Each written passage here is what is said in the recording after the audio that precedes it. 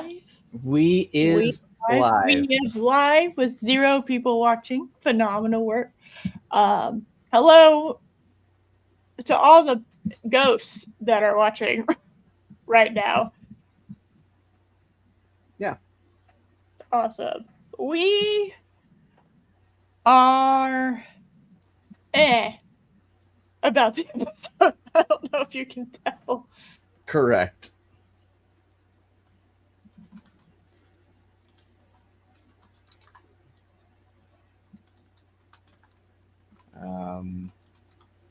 I watched it.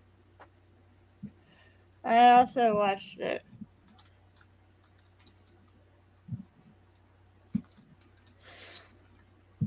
You know, They had 2 years. oh, and you can tell they had 2 years because some of these characters noticeably have aged. And it's a little awkward. Very true. We were I usually, I've gotten back into watching the anime, and I have a tendency to skip the recap because I'm binge watching for the most part, and I will skip the recap. I was inclined to skip the recap at the beginning of this episode. That took like 10 minutes. And it was a long boy, wasn't it? It was. I was like, I don't need this recap. And then I realized that, no, I actually do, because I am remembering the show as I'm watching the recap. I have apparently managed to forget the show. And then I had to remind myself, some of these events happened like 4 years ago.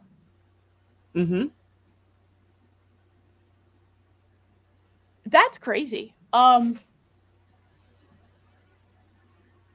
So it's been 2 years since we last saw these people. Yep. Also, and some things looked great. Some things did look good. I liked sets, generally speaking. I liked the sets. I liked the set on the ship in the captain's. The stuff with Corliss was great. I like Corliss a lot. I like him a lot. He's a good character, show. I also like that we have this legendary sea captain, and we finally see him on a boat. Doing boat stuff, improving. I was like, oh, wow, he actually... No, for real, though, he's actually really good at this. No wonder No wonder he's the sea snake, this legendary sea captain. Yep. But it was also very clear that this was supposed to be the season finale of season 2. Holy shit, you're so fucking right. That's why it felt weird. Yes. The whole episode, I'm like, this feels like a weird opener. I don't remember any of this shit happening. I feel like we should have, This is where they should have done the naval battle as the climax of season 2, but then we had the writer's strike. Oh, okay. All right. So they couldn't do it. So that's why they had to do, okay, everything's set up for a big, huge battle. But because they're starting the season off, now they have to do 40 minutes of recap before we get to the battle.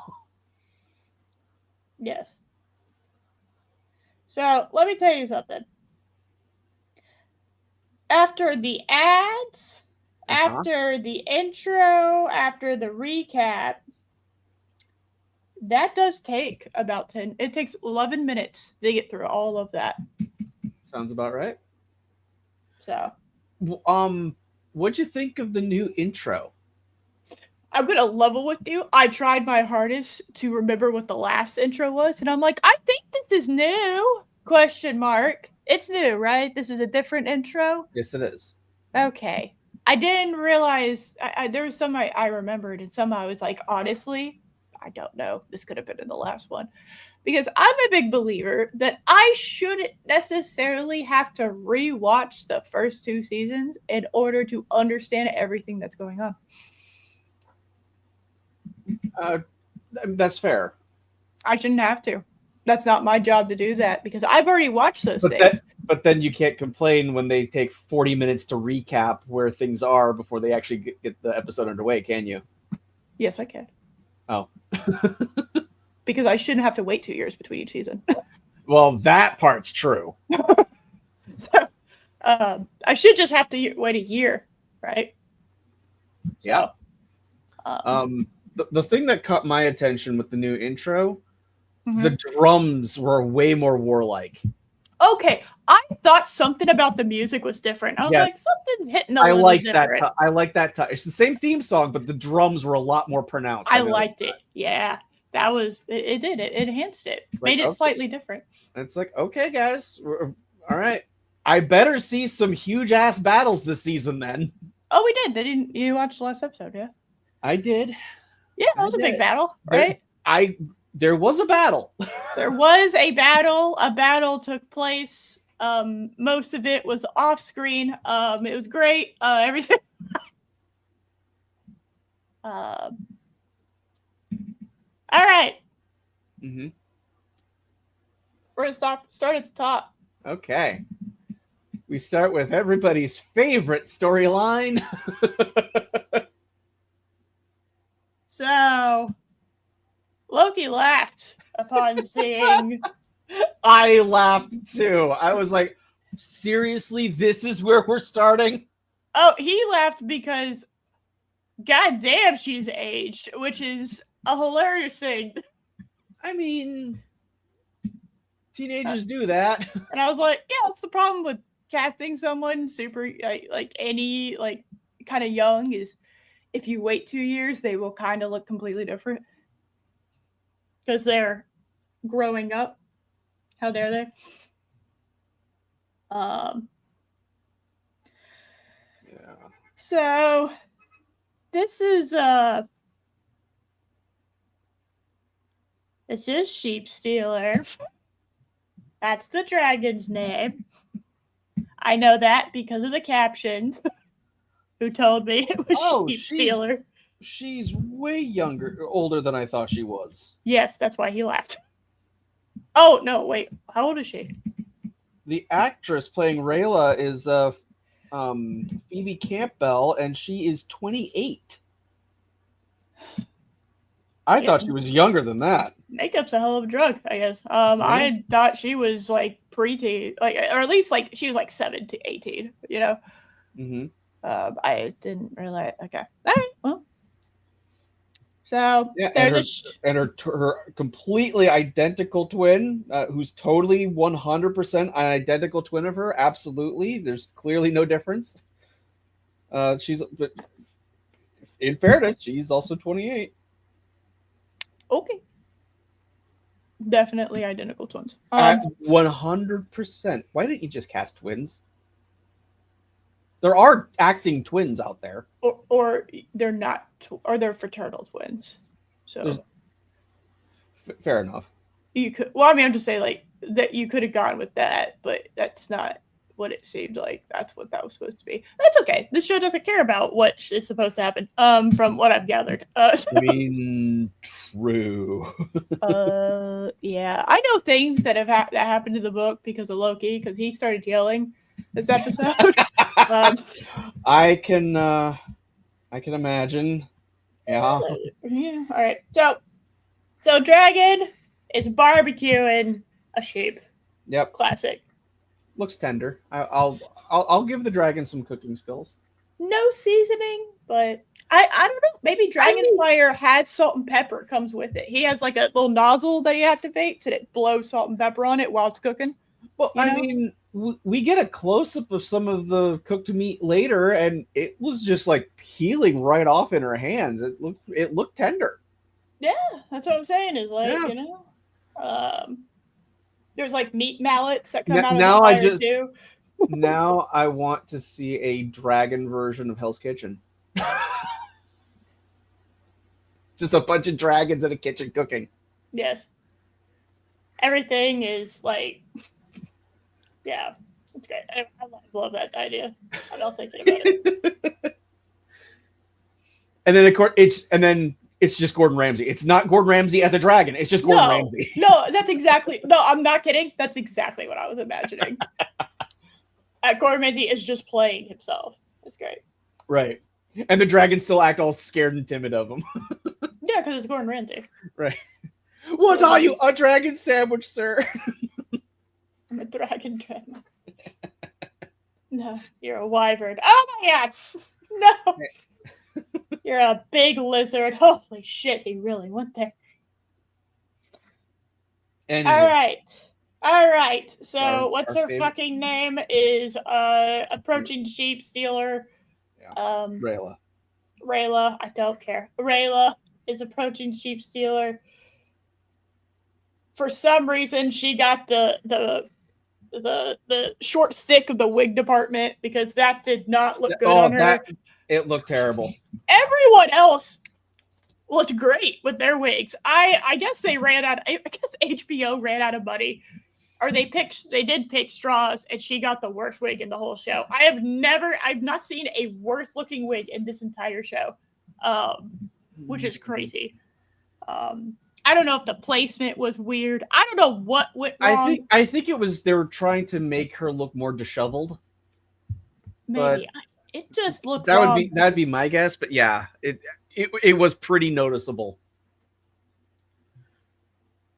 And I just want to ask, like, why did they start here? I don't know. They don't know either. That's all right. So she's approaching this dragon, not the smartest in my decision. I have to say, though, I do like the designer sheep stealer. Well, yeah. I like its underbite. That underbite is gnarly. Like half of its upper jaw, like upper mouth is like missing, you know? Because it's like its whole, like half of its jaw is like sticking out, exposed. And it must have bad dry mouth. And like because it has like this like underbite, its wings are a little more tattered. The claws are like different lengths. Yes. Like it gives it a kind of a wild feel, which makes sense because sheep stealer is a wild dragon. Why it's in the Vale, I have absolutely no idea. It's all right. I like that some of the spikes look like thorns from roses. Yes. Yeah. That was cool. I was like, sheep stealer. I like the design. Looks good. Look good, buddy. Good job. You look good. Yeah. So that's about where my praise of the sheep stealer storyline will end. Same. All right. So Rhea decides to give pets. Pets were not exactly what the sheep stealer was looking for. But Rayla does not understand that and decides to hop on for some fucking reason. Well, I mean, in fairness, sheep stealer does kind of like lower a shoulder. Okay. And Rayla's not dead. So yes. I'm choosing to think it's kind of like when Vhagar took Aegon, where she was just kind of like, all right, let's see what you got, kid. And then let's see if you earn this. Maybe it's because I live in Texas. I was like, this is reminding me of someone trying to tame a Mustang, a wild horse. Mm-hmm. The way that it moves. And sheep stealer decides to fly. That's the end of that scene. Moving on. But we are definitely starting to see the problems of not including Nettles. We'll get to this a little later. Who Nettles is? I'm sure you have told me in the past. I have no idea who Nettles is. I'll get to that later. All right. So Abed decides to disturb this random dude's sleep. What an asshole. Random dude. I'm like, who the hell is this dude? He's the Grand Maester Orwell. Sure, I do that. But I was just like, this is a random dude he brought him out. I'm like, what is he doing with this guy? No, he's the Grand Maester of the Keep. To be fair, all right, I didn't know that. That's fair, because Aemon treats him like a random dude. So. Fair, but he's also been in the show since season 1. Fake news. All right, I know what I'm talking about. All right. I mean, fair. He wasn't just his jammies, so yeah, he was out of uniform, Rambam. Yeah. All right. How was I supposed to know? The first scene with him this season is him in rags, so all I have to assume is that he's a random dude, because that's what they told me with their how they've done it. All right. So. No, that is the Grand Maester. Well, that's awkward. He's on the small council. I don't know if I'd treat that, but who cares? We don't care about the council. It's fine. Aemon decides that he wants to behead, apparently not a random dude, but the Grand Maester. Which I'm sure that would work out well for him. That's a choice. Could I didn't recognize his face. I was trying to figure out where it was. We've demonstrated that Aemon is intelligent. I would have preferred showing him be intelligent and like trying to figure out why Aegon is missing, as opposed to just accusing the Grand Maester. Yeah, I'm trying to, because I recognize his face. We have mentioned he is the Grand Maester. I'm like, okay, yeah, he is. But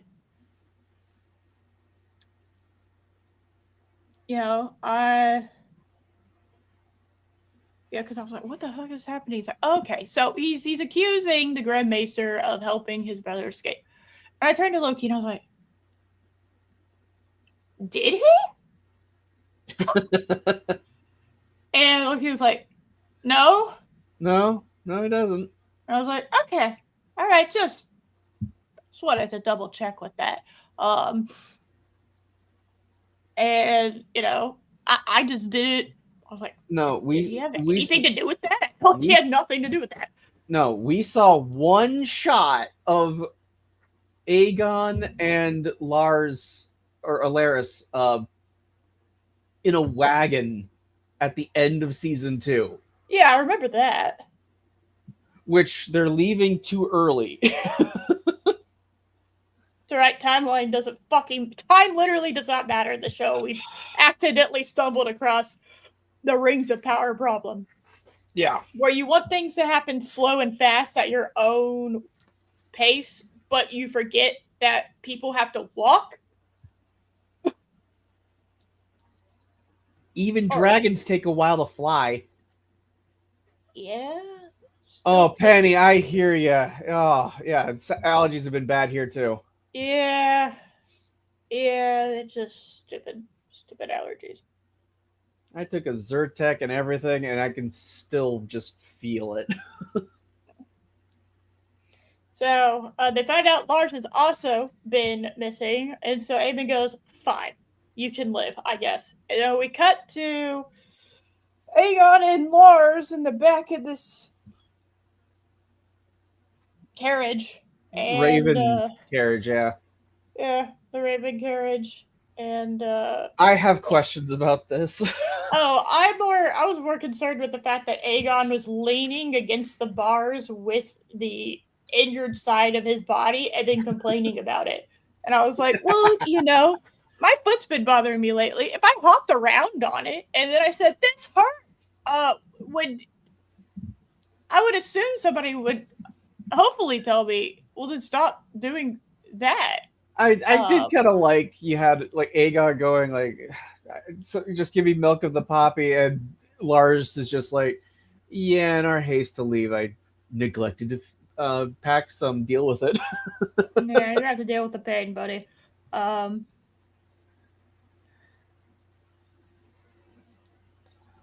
then Aegon has some self-reflection that I thought was refreshing.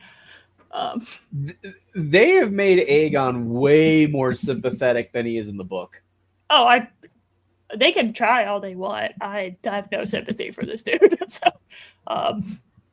like, oh shit, well that sucks. Anyway, Because I remember you, Aegon. I do remember you. See, I do remember stuff. Okay. I didn't remember the Grand Maester, unfortunately. But again, he was out of uniform. So I don't know what I'm expected to do there. All right. I'm assuming this is Aegon, even though he doesn't have the crown on his head. So, you struggle with object permanence. Yeah. It's just one of those things. So, someone puts their face behind their hands. I think they've disappeared. It's kind of fucking weird. So, Aegon's suffering. Boo fucking who? Who cares? Shocking revelation. There's other people on the road, and I have so many questions about this. They have thoughts. Why didn't Larys prepare Aegon for this type of situation? Why wasn't anyone prepared for this situation? Also, sorry, Palpy. Palpy, what is up, my dude?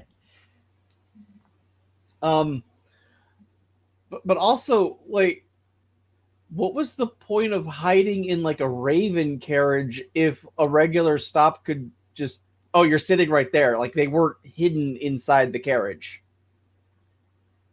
Yeah. I don't know. I was like, well, maybe I missed something. And I just don't I thought the carriage was hiding them. So when they would open the door, you wouldn't see them there. But no, they're just right there. You fool. Well, then why not just go with an actual carriage then? Why hide in a Raven carriage?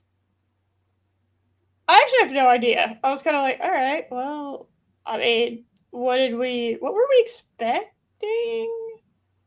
And then for a character that we have seen is always thinking a couple moves ahead, why wasn't he prepared for, in case someone asks, if we're in Rhaenyra's territory and someone asks, we're Team Rhaenyra. Why wouldn't that have crossed anyone's mind? Also, to be fair, I think that should have been the assumption, that if someone asks, we are Team Rhaenyra. Right. You can throw your stupid fucking pride into the dragon fire. Okay, it is, do you want to live? It's kind of the whole point of us doing this. Right, because otherwise, they get stopped, they get told, hey, just bend the knee to the Queen Rhaenyra, and Lars does so immediately. Aegon doesn't. Yep. But then, when they're like, he's for Aegon, kill him. And he's like, no, you shouldn't do that. This is actually Aegon. Aegon then immediately is like, well, no, he's jesting. No, he's lying. He's always making jests and that type of thing. So he understands they're in hiding. So why is he not prepared if someone asks, we're Team Rhaenyra? This just does not make any sense to me. No, it don't. I was kind of like, well, how long has it been? How long have y'all been traveling? Do we even, I have no idea how long they've been traveling. I would assume they talked at some point. You'd think so. I was kind of almost under the assumption, I was like, okay, so it's been what? A week, maybe? I assume. I don't know. Time starts getting funny later in this episode. Yeah. Because I've actually hit the point of, I have no idea how far anything is from each other now. Yeah. Yeah. Because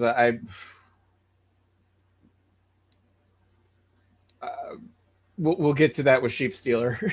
Because they're up in the Vale and they get all the way to the battle scene. Okay, all right. I was actually talking about Alicent. She apparently enabled fast travel. Just zoomed in between places like it's no big deal. I mean, Dragonstone and King's Landing aren't that far away from each other. It's not like you can be in one place, on Tuesday and the other place Wednesday. It still takes a little bit of time, but they're not that far away either. I'm more concerned about the dragon that's up in the Vale making it all the way down to King's Landing for the battle. But I don't know how the hell it was able to do that. All right, that's not the only question we'll be asking in regards to Sheep's Tail. So Aegon's an idiot. Once again, we thought he had a couple brain cells there for a minute in the carriage. He is not. Hey, buddy, kneel. Okay. Just kneel. No, these guys are not going to remember your face in 2 days. Okay? Just kneel and say, yeah, and then move on. There you go. But that's not what happens. No, Aegon decides to go, no, I will not kneel. He obviously gets punched, and then Lars goes, no, this is Aegon. And then they go, oh, cool, we'll just kill him more. And then Lars is like, nah, you want us alive for the queen. And I was like, honestly? I mean, possibly. that was the smartest thing he did, though. Yeah, I was like, yeah, actually, not. Yeah, it's probably smart. You could for both parties. You could just barter with the queen, like, hey, you have Aegon and his most trusted advisor. That might be worth something to the queen. That was probably worth a fuck ton for the queen, actually. I mean, the smartest thing would have been to do just pretend to be Team Rhaenyra, and then you'd be on your way. Yes. But yes, but we kind of. I do not understand this scene. I don't understand why he was like, no, I can't do it. Let's take him to Dragonstone, and that's where we left off. Yep. And we don't see him again the rest of the episode. Nope. So who cares? All right, moving on. Something tells me they're not going to quite get there. I genuinely have no fucking idea anymore. So Rhaenyra is standing around. Rhaenyra somehow out-stupid herself, which is saying something. I am beyond impressed with how utterly stupid Rhaenyra is this episode. I am. She promised me everything. Clearly, this is not a trap. I am sitting here going, how do I hate Alicent more than you do? What the fuck, Rhaenyra? I do not understand. Okay? You should hate that woman with the fiery passion of 1,000 dragons. And somehow she spoke to you for 7 minutes at the end of last season? Because she teleported there. Because she, again, teleported there. And she's become trustworthy? Well, because they were childhood friends. I don't give a shit. That would actually make me trust you less, okay? I would trust a complete stranger telling me this shit way quicker than I would trust Alicent, okay? Fair. But what the shit? No. All right? I do appreciate that they showed everyone on her council going, are you stupid? Everyone. Even the white worm was like, really? Every single person on her council was like, okay, did you take stupid juice this morning? What the fuck is wrong with you? Even Mysaria, the number one cheerleader for Rhaenyra, was like, no. My queen. She just asked if we keep her daughter and her granddaughter alive, and everything would work out. And she's like, that's a really low price for everything she's offering. Are you sure about this? This feels like a scam. This has got to be a trap. No. The timeshare guy promised me infinite profits. Obviously, this is going to be good for me. I should put all of my 401k into this. Right. He wouldn't lie to me, would he? My crypto's almost at 1 million. I won't pull it out now. No, I'll never pull it out. It can always go up.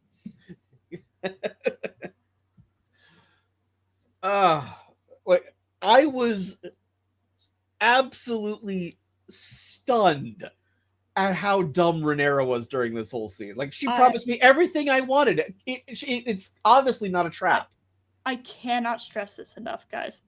Okay, like I'm gonna start reading fucking dialogue from this scene. Okay, I have to believe that Alicent's offer was genuine. Is the opening words from Rhaenyra in this season. Okay, I think everyone unanimously the offer was, let me kill your son and hand over the kingdom. Yeah. She's like, yeah, obviously that's what Alicent's gonna do. Obviously. Yeah. Yep. And then of course Jace having +2 to brain cell. Okay, went. This is a trap. This is a trap. Everyone was Akbar in this scene. Like that's a trap. Yes. Like literally, he's like, so the plan is to fly into the Green Stronghold based on Alicent's word alone. Well, because Vhagar's not there, and they're just taking like. Vhagar's kind of hard to miss. Your agents would see Vhagar not, leave the kingdom, leave King's Landing. Yes. So you would have reports that, okay, Vhagar's moved. Yep. Which I do appreciate Aegon saying, I need to stay here to defend King's Landing. Like he says that later on. Yes. It's like yes, that is a valid point. Yes. Like the dragons, as much of a weapon as they are, they're also your greatest shield. Yes, they're your max. You can choose max offense or max defense at any given moment. So, yeah, Rhaenyra's just like, yeah, they've thrown the Harrenhal. Obviously, I'm not going to double check this. And Aegon's bedridden. Fucking, I'm just thinking to myself, like, okay, so it probably took her like a couple to get to, Dragonstone. Honestly, everything could have changed by the time she gets back. Mm-hmm. I wonder how right I'm going to be. What's fucked up is I know, because the show has told me, that Alicent was actually being genuine and truthful. However, Rhaenyra has no reason to believe her. Literally, no one inside the show should fucking believe Alicent, okay? Not a single fucking person. I know because I'm the audience. And this is one of those things that I do that does bother me. What sometimes shows do. And this isn't super egregious because it's one character doing this, but I hate it when shows go, well, you, the audience, know this. Therefore, character knows this. Therefore, character right because they are right because and the character knows. In reality, it's like, well, actually, the character shouldn't know. Correct. Any of what I know that makes me realize that she is being genuine because I'm in the audience and I can see what's happening over there in real time. Mm-hmm. And Rhaenyra cannot because she's in Dragonstone. Right. And again, not over there would be reports of Vhagar leaving King's Landing because Vhagar can't hide. Vhagar, big girl. She's a big Bertha. She's a big granny. She's fluffy, okay? She's very fluffy. All right, she's not fat. She's fluffy. She's supersized. All right. So, yes, writers have a tendency to do that, where they, because you, the audience, know a thing, the characters obviously know this thing. And in reality, they should not know this thing because there's no way for them to know that. And if they have like an intuition or something, that's just lazy because it's like, well, again, they don't know that, and it's not satisfying because the audience already knows that, oh, their intuition's right. Unless the character has been proven to have like an especially sharp intuition, like being able to roll. I can't remember what the stat is, but in D&D you can clairvoyance. Yeah, like that. Also having a plus onto your perceptive checks. You know, I can't remember what that's. Is that Constitution? What is that thing? What is it called? What's the stat that helps boost your perception checks? Is that no? The Constitution's like overall health, right? I think maybe. I can't remember what it's called. I don't remember. I don't know. There is a stat that helps boost that. Wisdom. Thank you, Rambam. Yeah, there we go. Yep, wisdom. Okay. Thank you. I was like, there's a stat. It's basically like having and so, but it's been proven throughout the show that they have this special, heightened intuition, more so than other people normally would, right? And that I can kind of go, all right, you've proven to me that you have that. Like listen to Helena, maybe. Yeah, I'm not kidding. Helena popped up on the screen this episode, and I went, all right, I'm paying attention. What are you gonna say, girl? And then she said nothing of value. So just moving on. So I mean, I think she. I mean, we'll get. I'll hold it. Yes. When I say nothing of value, I mean she wasn't doing the stuff. She didn't have the she didn't have a vision or anything this episode. Yes. So, yeah. So anyway, Rhaenyra's being stupid, and I'm not kidding. Very stupid. Just I literally everyone on her council was like, what? Her council gathers. No. And then she says, Alicent came to Dragonstone. And immediately they went, I'm fucking sorry. What? I honestly laughed. Because, immediately what everyone else is thinking, because this is what we're all thinking.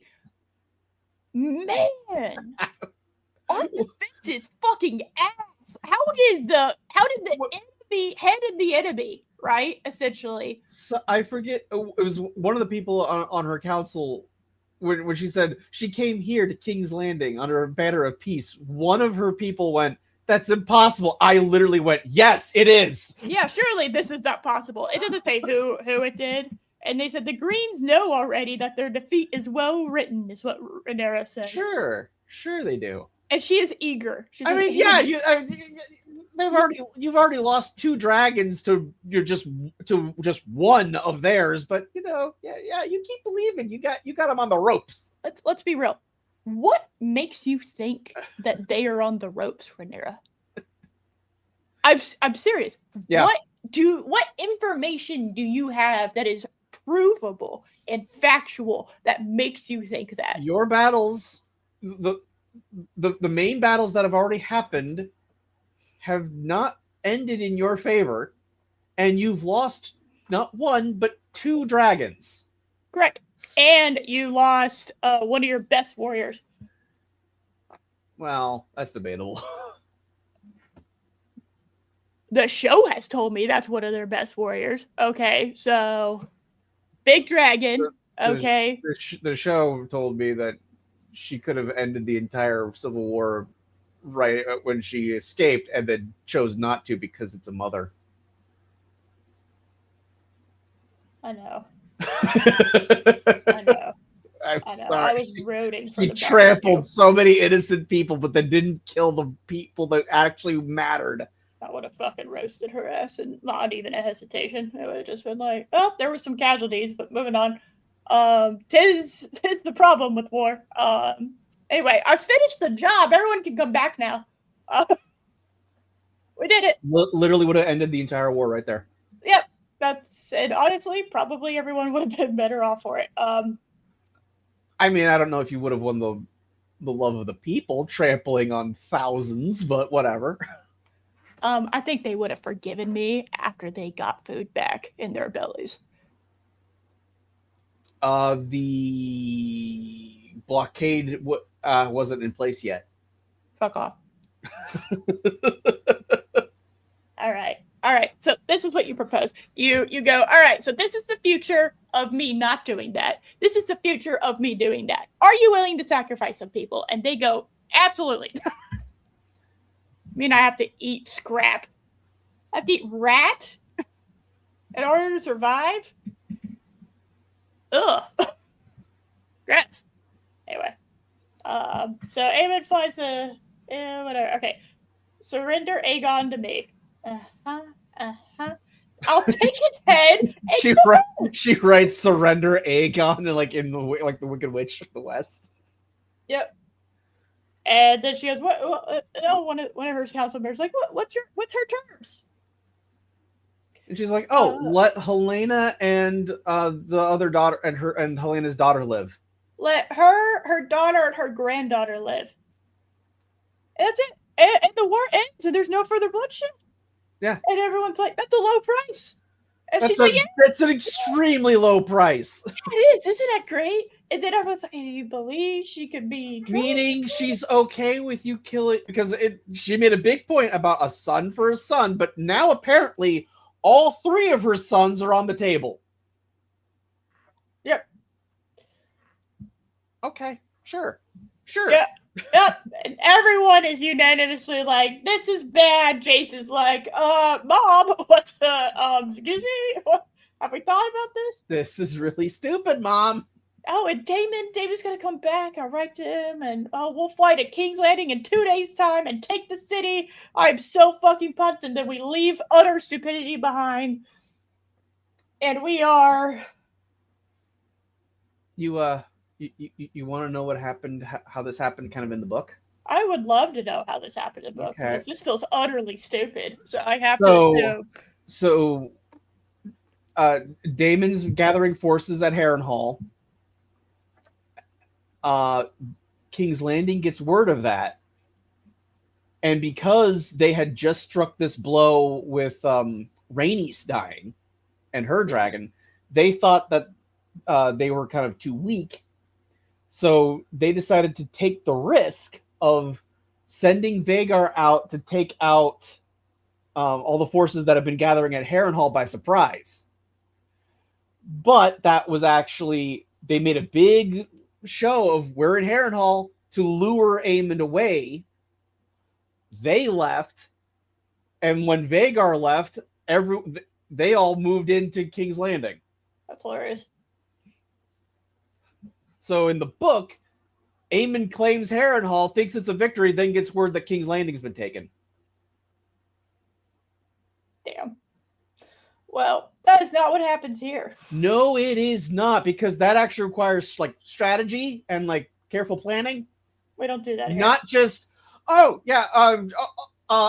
gonna leave the back door to King's Landing open for us so we can sneak in. No one will notice. That we're armies are very subtle. Right. 10,000 people moving is very easy to overlook. Yeah. Yeah.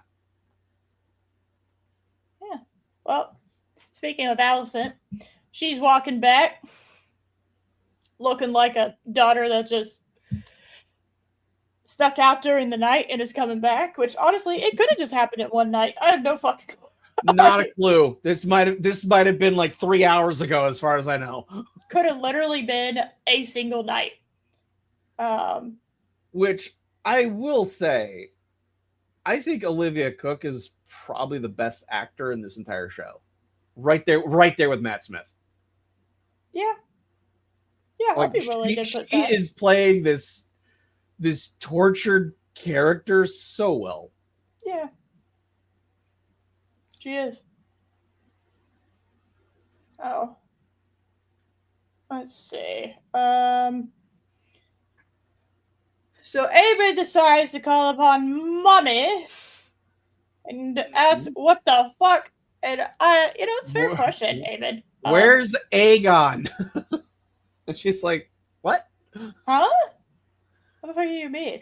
He abdicated. He buggered off. He scampered. Yeah. And she's like, he's bedridden. How is that possible? The hell did he get out of bed? He can't. It's like, well, we have to fucking find him. Because Alicent immediately realizes that her plan has turned to absolute shit. Where are you, Mom?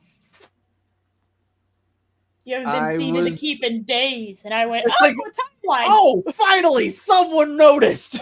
You would think the Dowager Queen would be, noticeable when she's gone for several days. She had several servants, okay. Several ladies in waiting. Yeah. Sure, we could call them the political correct term. That was funny. Come on, that was funny. I mean, there's difference between ladies in waiting and but yeah. Funny. Okay. I am funny. I am a funny woman. I mean, I thought there's only like 5 allowed at a certain time. No, infinite. I don't know. Infinite. Infinite money during wartime. Infinite ladies in waiting. Anyway, so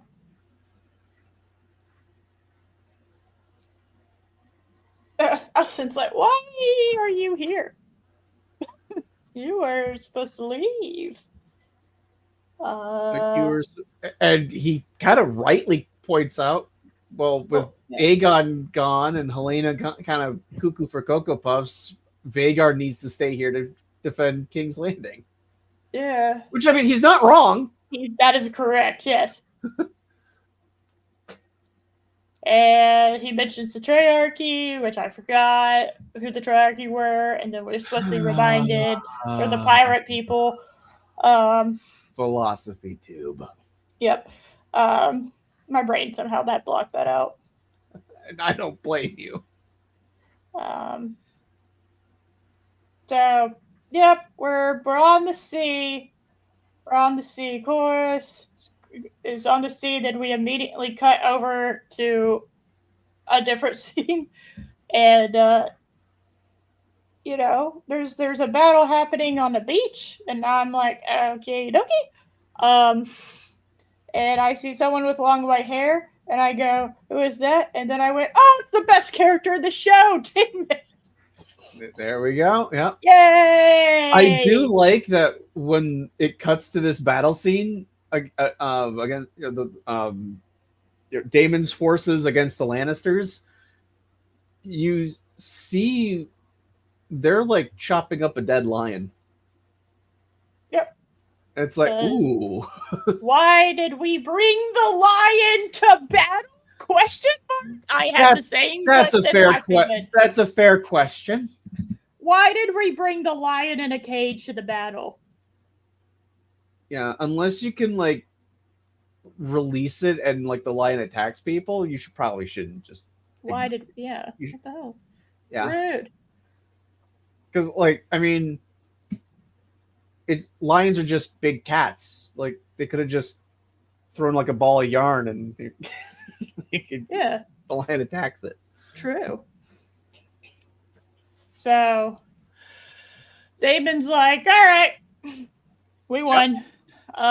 Let's go finish them off. We're gonna burn the bodies, move on. And then Caraxes like immediately starts lighting them on fire. Yes, he's like, oh, okay, yeah, I can do that. Caraxes, like, no. I love Caraxes' design so much. Caraxes is great. The guy's like, well, actually, no, our tradition is to bury them. And he's like, ugh, that takes so much fucking time. That's annoying. Anyway, I guess y'all be doing that because I'm not doing that shit. I'm just going to lie. I would prefer to light them on fire. But then they see movement. I see movement. And Loki got very excited. Also, one of the, was it Simon Lannister? They're like, he left. Yeah, he fled the field when his flank broke or something like that. Yeah. And he was like, yeah, we got to go finish him off. Not good. We got to go get the golden lion. Yep. I got to go get him. And then there's movement, and Loki's like, oh. Because then I start seeing like Viking shields, and I was like, okay, when did the Vikings enter Game of Thrones? I am unaware of the Vikings being here. Did you not see the Stark sigil? I did. Okay. When that came through the forest. Okay. And I was like, oh, I'm a dumbass. Of course it's the Stark house. I don't know why. We saw them leaving at the end of the last season, so they're here now. Yeah, but I have no idea how long it takes anyone to do anything. The North is not close to like anything else, so like it takes weeks. If I remember, in the very, very first episode of Game of Thrones, when Robert arrives at Winterhold, is that the name of the place? Sure. I don't remember. Oh my god, it's been so long. It's okay. Whatever.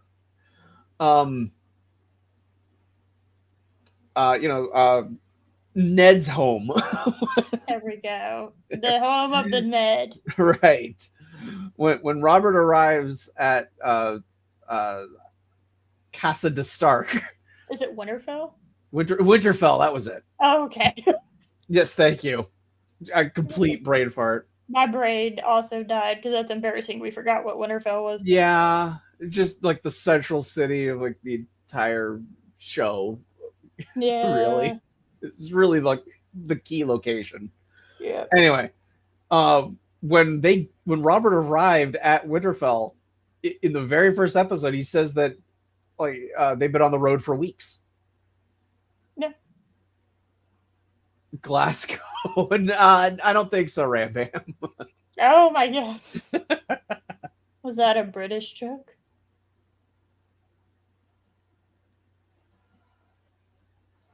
The silence was deafening.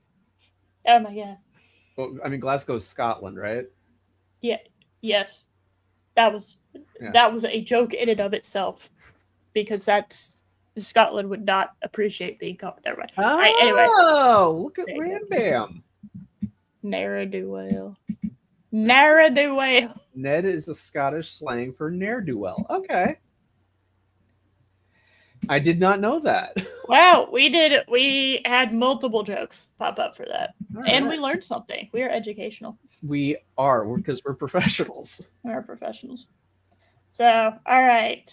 So the Starks have arrived, and they toss the head of the Lannister guy.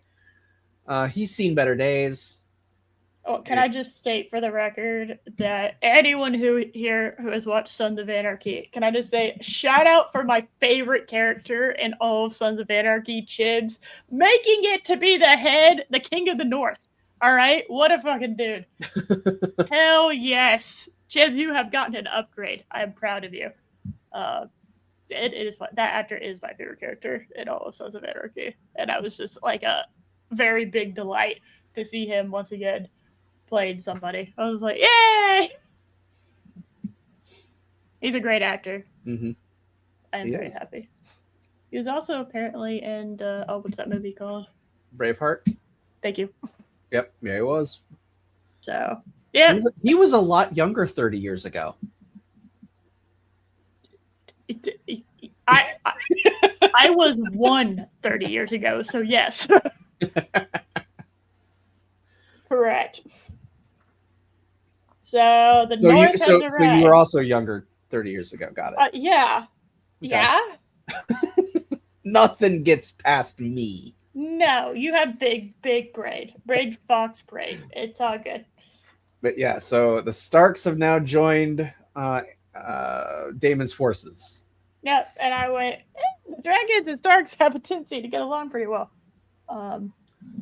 Sometimes too well.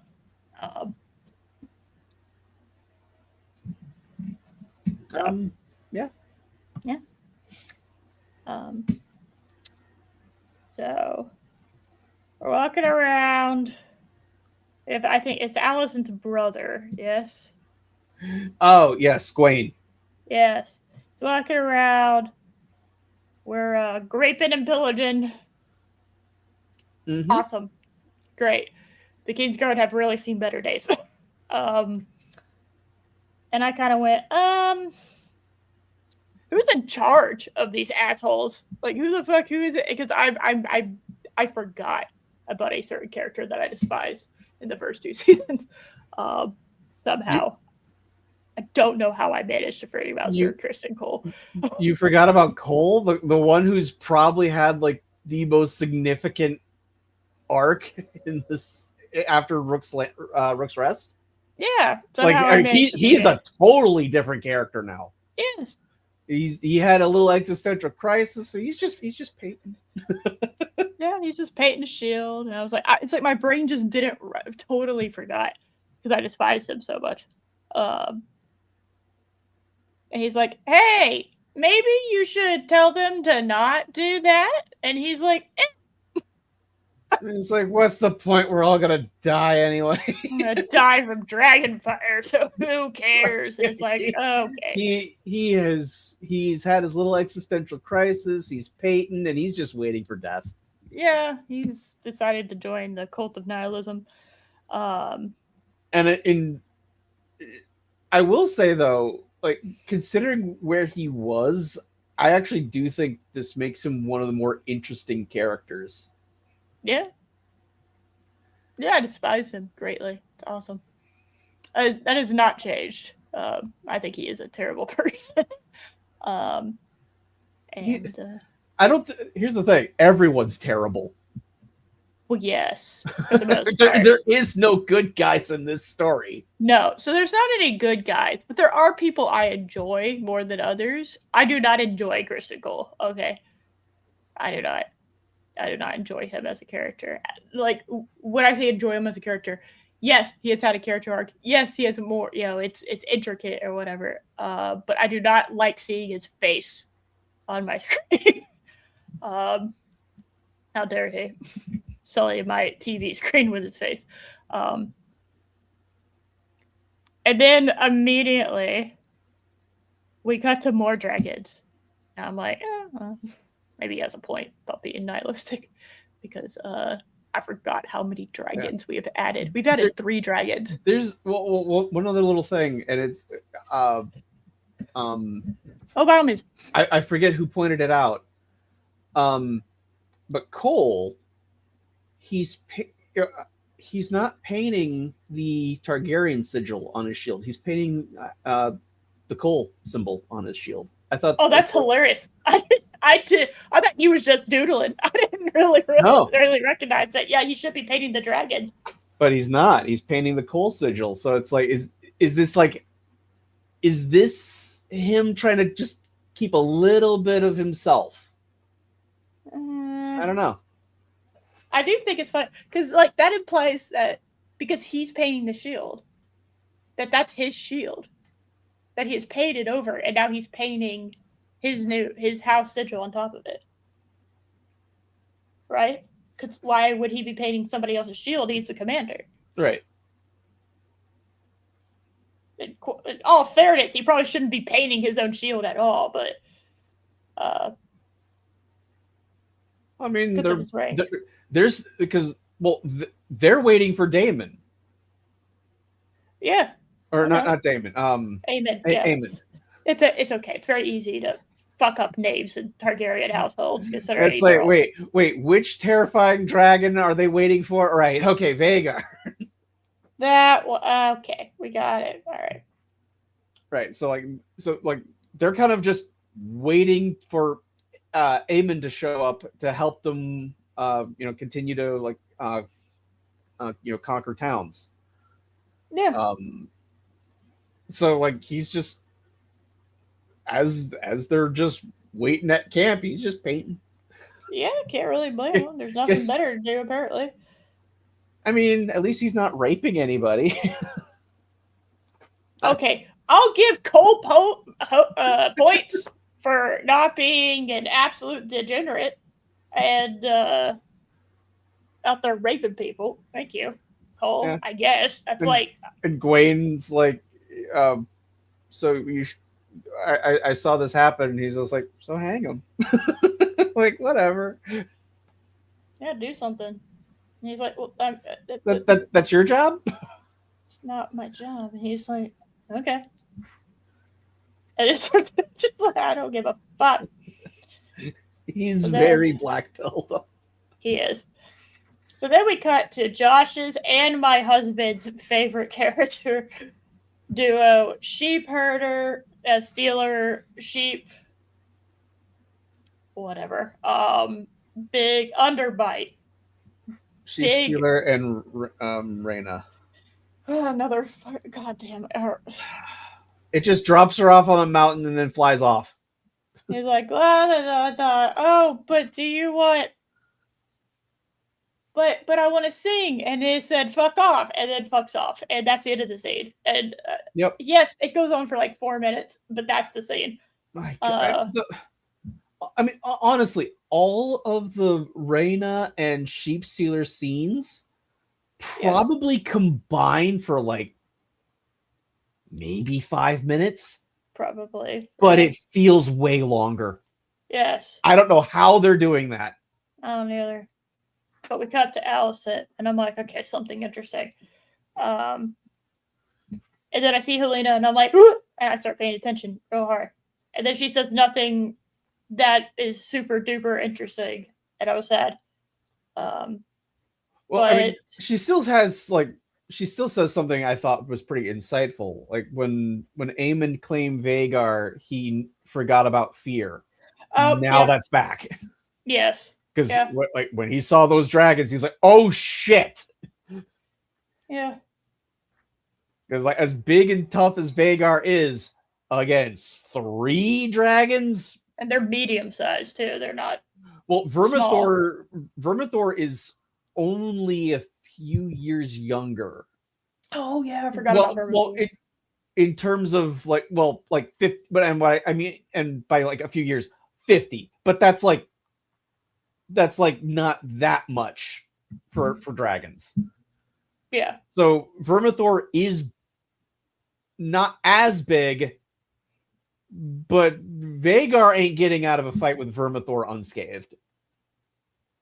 No. And then you add in Quicksilver and Sea Smoke. Yeah, no. Even Vhagar would still probably win, but Vhagar is probably suffering mortal blows. Most likely, yes. So Alicent writes a thing.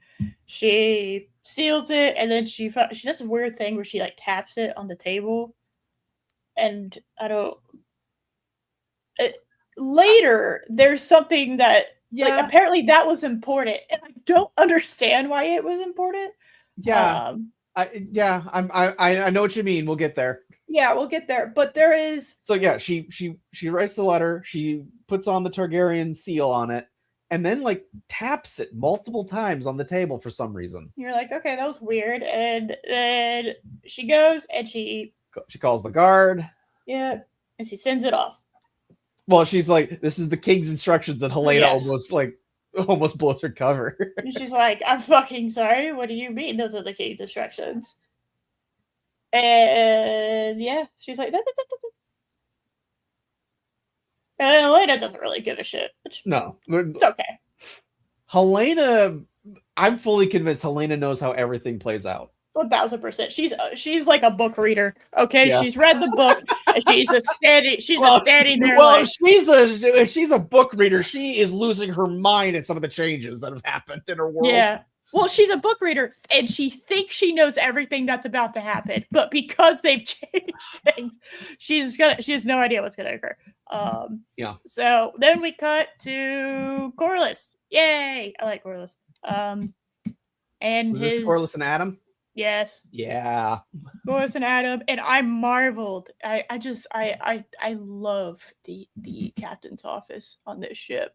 Mm-hmm. There are just so many things that are just there to make it look real that serve no actual purpose. It's set dressing. Oh. He pulls out a bottle. Set dressings is one of those things where if it's done poorly, people notice it. If it's done well, no one thinks about it. Except me, who was sitting there just like, oh my God, look at it all. Look, there's no reason there should be that fucking sword above the door, but it's there and it makes sense. And oh, look at the window detail. And look at Because when Corliss was a young man, he had, I want to say, 7 expeditions and he came back with all his vast wealth. Yes. The way the desk is somehow organized, but also messy. Yep. It's just, and then he pulls out this bottle, and this bottle had no right to be as fucking intricate as it is because it's on screen for a total of 30 seconds. Yeah. And it's so awesome. It's just, I love this office. This office is beautiful. I'm a big fan of it. It's so well lit. Everything looks good. It has a blue-green haze with some orange overlay. And it just, they're clearly on a set. Like, I realize this, right? They're clearly on a set. Right. And there's like a bunch of like white paper around the scene, right? But it gives the illusion that it's foggy outside and they're on the water. And you can see people through the door. You could see people walking around and you can hear all the sounds that would be on a ship. But it's like, I am aware that they are on a set, but it looks and feels amazing. And I have to say, this is probably my favorite scene in the whole thing. Okay. Because I love all of this detail. It made me very happy. I think it's the best non-action scene. Oh yeah, I mean, yes, but I'm just saying, like, it just from a someone who appreciates this shit. Oh, love this. It's so good. Okay, that's fair. So, but yeah, so like Adam comes in. Yep. And he's basically, they have a conversation of like, hey, we're cool, right? And he's like, fine. Sure. I did care about your mother, but I was kind of married to a psycho woman, whatever. Hey. Things might have been different, but they weren't. So that's that. I'm not like trying to, whatever. That's just how it happened. And I'm sorry. That's how it happened. And he was like, okay. Fair enough. Yeah, basically. All right.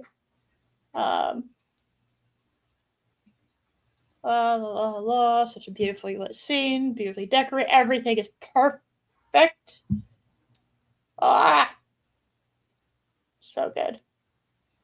So then, oh my god, enemy ships have been sighted. Oh! It's a small detail, but you see, they get the report. Enemy ships have been sighted. Adam kind of like stands up, kind of like panicky, like, oh, okay, we got post, got to get to my post, right? Mm-hmm. And Corliss is just kind of like finishes his drink. Okay. Alrighty, here we go. Like, all right, time to get to work. Yep. It's like that's experience right there. Not only experience, but also shows confidence. The state of their, like, he had to remind himself where his standing is technically. Yep. Right? And Corliss is where his standing is, right? Like, it's like almost like he invaded foreign territory and kind of like visited a dream for a brief second, and then he woke up jolted and went, okay, I gotta go and Corliss was like, yeah, this is fine, but this is my natural habitat, so I'm cool. That was very nice. And let's see, maybe I'm Team Valerian. I don't know. I'm certainly not Team fucking Philosophy Tube, who are sailing on the ships. I don't even know what fucking pronouns to use anymore for this because I'm getting mixed signals from people in the show. Yeah. I don't know. What the fuck am I supposed to do? Philosophy Tube was referred to as a he last season. And now it's a her. But now they're referring to Philosophy Tube as a she. So whatever. I don't know. I will. Your pronouns are philosophy and tube. Okay, those are your pronouns. I don't fucking know. Your pronouns are gone. That's what they are. Get the fuck out. Those are your counts. I was very happy with the end of a certain character at this episode. We were okay. Philosophy 2 fucking dies. We were all very happy. Yeah, I'm spoiling it, but everyone here is happy to hear that because what a miscast from what I've gathered. What the fuck? You're okay. If you want to be an actor, take some better fucking acting lessons. My God, was not impressed. Okay, I wasn't impressed. Wherever Philosophy 2 went to acting school, it's where they got Raina's wig. just why did we do that? So, also, I don't know if that's. I will say though, I am a fan of characters that die from their own hubris. True. I do like it when characters die of their own hubris. So I'm not just cheering on the death of the person. I don't give a shit about the person, quite frankly. But the character fucking sucked. And I don't know if the character was supposed to suck that hard, but they did. So just so we're clear, I don't care about the people behind the characters except for Matt Smith. He is an exception because I like Matt Smith. Everyone else, who gives a shit? I will not cry 80 tears over the head. I don't even. What is the character name? I'm actually looking that up. See, like, I don't know. They call him the commander, right? So I don't know.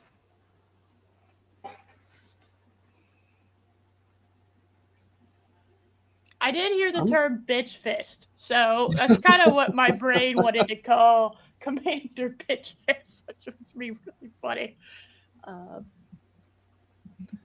Yes, oh shit is the perfect natural. It was a correct reaction to seeing dragons. So, anyway, Lohar. Lohar. That's Lohar. Okay, did they say Lohar here? I have no recollection of that. They did like once or twice. Okay. All right. But yeah, it's Philosophy 2. Yep, it's honey. But yeah, Lohar, Hi-Har. I see you, Ram Bam. So. Yeah. In the book, Lohar is described as just kind of flamboyant.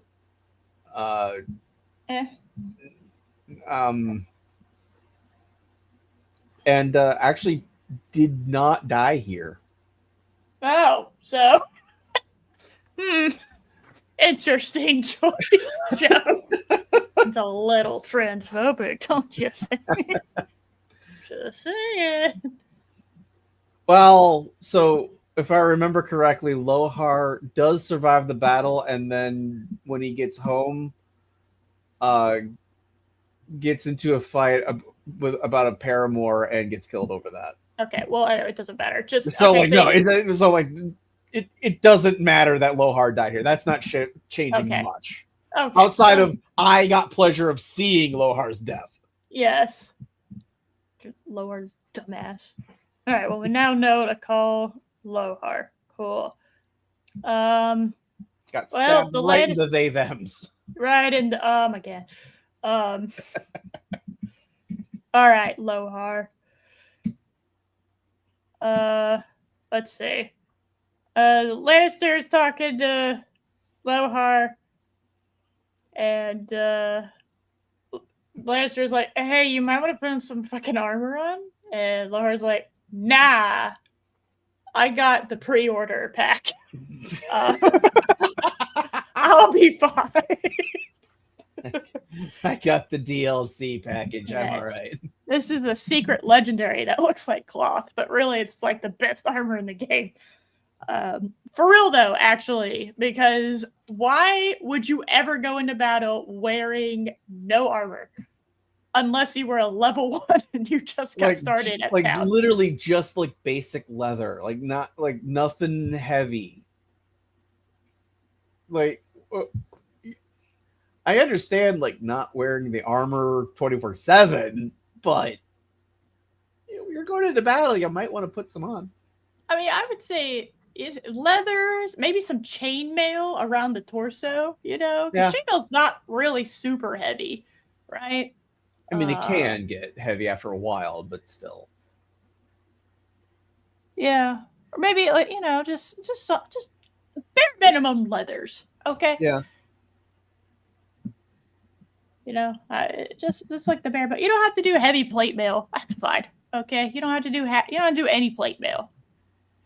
You can do leather, that's all right. But you weren't even really wearing leather, I don't think. I mean, it kind of looked like suede. Yeah. Like a suede vest over cloth. And I was like, I don't know. I feel like you could die immediately because of what you're wearing. True. Boy, was I wrong.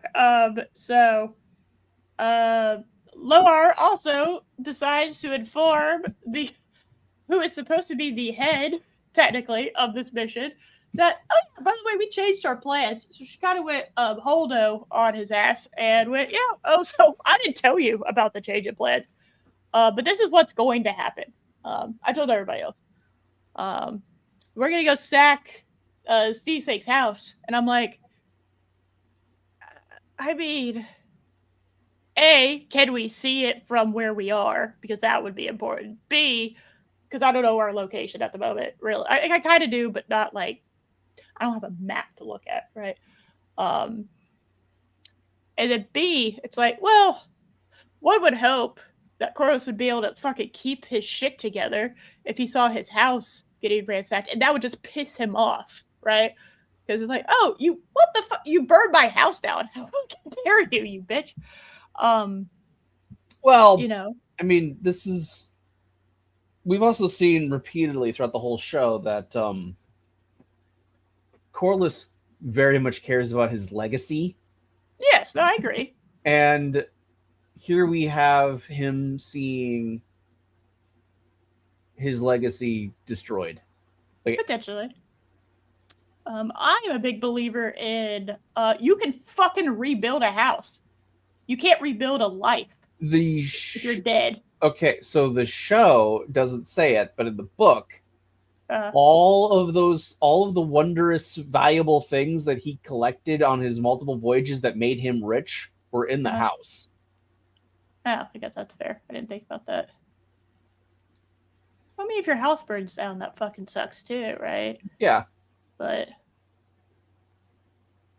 just go collect more. Now you have room to collect more. You can re-hoard.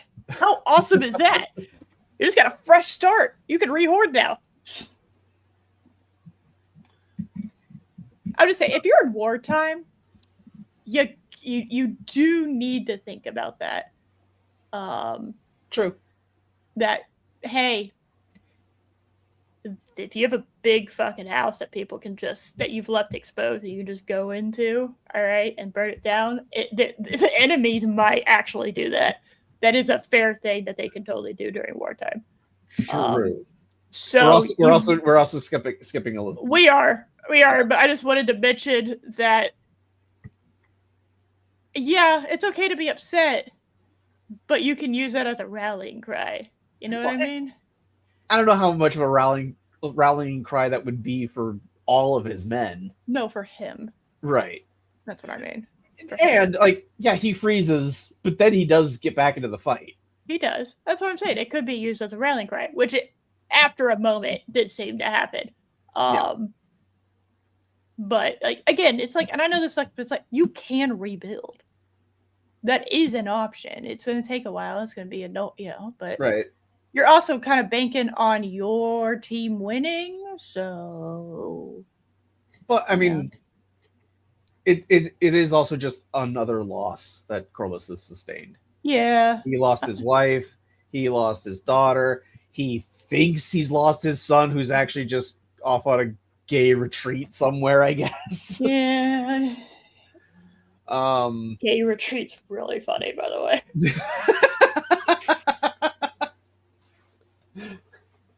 But that's a really funny way to describe what happened because it's accurate. I mean, he went away with the Lord of Kisses.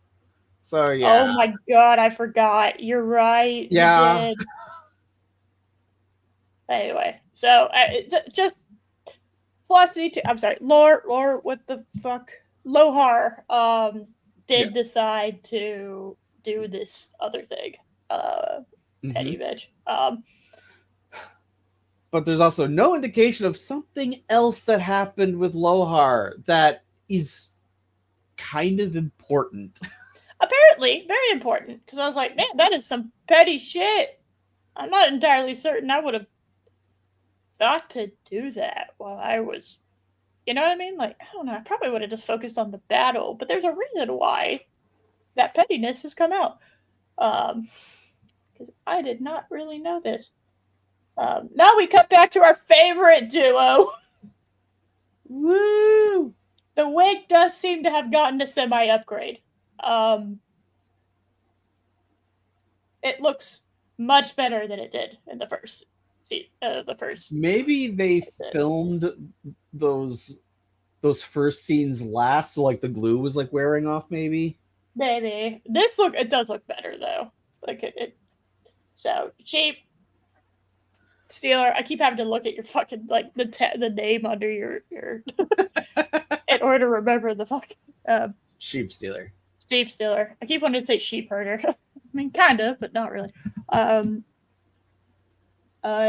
Decided to go hunting, and the baby birded some goats and roasted them. So that, and then just tosses one over to Reyna. There you go. You can have some. And again, when she was like, picking up at it, like the meat was just like falling apart in her hand. It looked very tender. Accurate. It's like, man, this dragon can cook. Yeah. Not bad for not having hands. Oh, I missed an opportunity. I should have put a chef hat. God damn it. What a missed opportunity that was. Maybe we could do that next week. We might be able to do that. Whenever. Oh, wait. 2 weeks. Right. We got to celebrate the 250th anniversary of us kicking the British's ass. So we got to do it. All right. Whoa. Yeah. We got to celebrate our independence from Rambam. Yeah. Rambam personally. And Palpy. Okay. I forgot Palpy's British. Yeah. He is a British. Apparently the British like our show. Oh my goodness. But yeah. I can just leave. No! You cannot. You're trapped here. You're stuck here. We're friends now. Okay? We love you, Rambam. Yeah, we're friends with the British, I think. Last I checked. I don't know. We are, right? I think so. Our people are friends. Yeah. I don't know if our governments are friends, but who gives a shit what they're doing anyway? So, Yeah. It's all good. So then Allison's letter's being delivered, and I once again go, okay, what? Where are we? How long has it been? Well, hold on, because first we finally get a decent look at Tessarion. Okay. Darren's dragon. Oh yeah, we do. Holy shit! How did I go by that? My big, pretty. Yeah, the forgotten Targaryen boy. Yeah, who also has a dragon. We get a good glimpse of that cobalt blue Tessarion. He looks very pretty. Did you misgender Tessarion? They look very pretty. I mean, philosophy tubes in the episode, so things get confusing. I don't know what I'm doing anymore.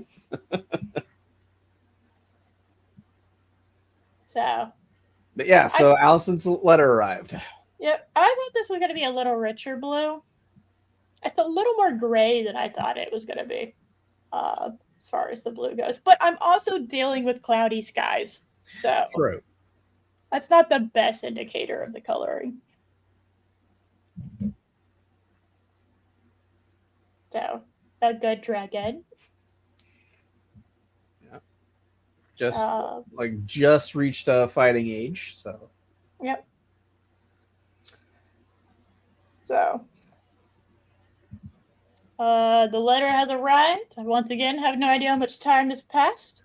I did kind of like the I'm drawing a blank on the commander's name. Let's see. Am I given a commander's name? No, I am not. I like that he grabs it instead of being hand delivered. Because if you handle it, you could easily like stabbed him, right?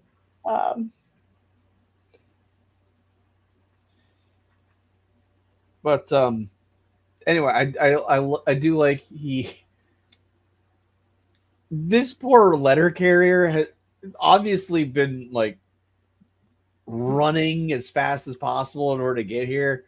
So like he's all like sweaty, and the guy's like, "Ew," and he like takes out like a little bottle of perfume and just kind of like sniffs it to kind of cleanse his palate before he reads it. I thought that was kind of funny.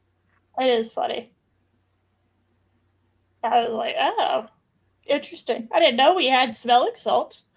You imagine you just have like a little thing of smelling salt. You just go, it's my daily intake. Mm-hmm. Excellent. He reads the letter that says, "Wait here." Definitely by Abed. Yeah, but then he like we go back to the thing we all noticed, where he like kind of like taps the seal, and I think he's supposed to notice something about it. I did not notice anything about it. But I don't know why he did that, because it's the same letter that Allison did the tapping on, and we're like, what's up with this? Yes. Why did it leak? Because it was leaking and it bled through. Yeah. I was like, is that a secret code? It has to be, right? I don't know. You're supposed to know things. Well, I don't. Oh. Boo. Right, did you actually leave? Oh my god. All right. So, I don't know. We get no resolution on that. It doesn't matter, because we're back with Allison and Abed. Abed is contemplating dramatically. When did we get this? Weren't there scenes of with Hugh, Ulf, and Alan? Hugh, Ulf, and Alan? When the dragon seeds. Yes, we're not there yet. Apparently. Oh, I thought I could have sworn we. Did we skip? Did we skip one? Hold on, I'm looking. I'm skipping because I've been going by the episode. Okay. Skip.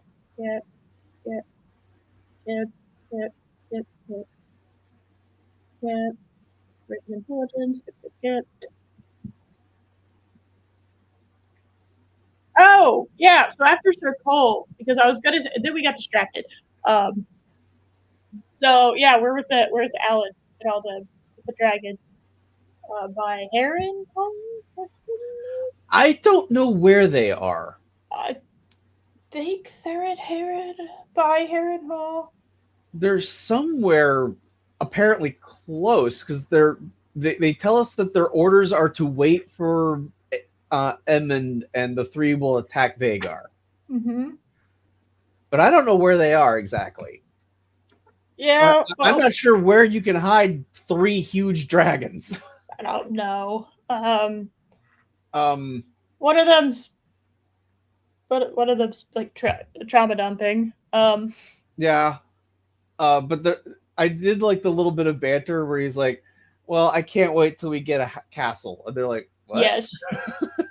What do you mean a castle? He was like, yeah, I'm a knight. I get a castle. And they're like, no, you get a fucking horse. And he's like, why do I need a horse if I have a dragon? And they're like, I don't know.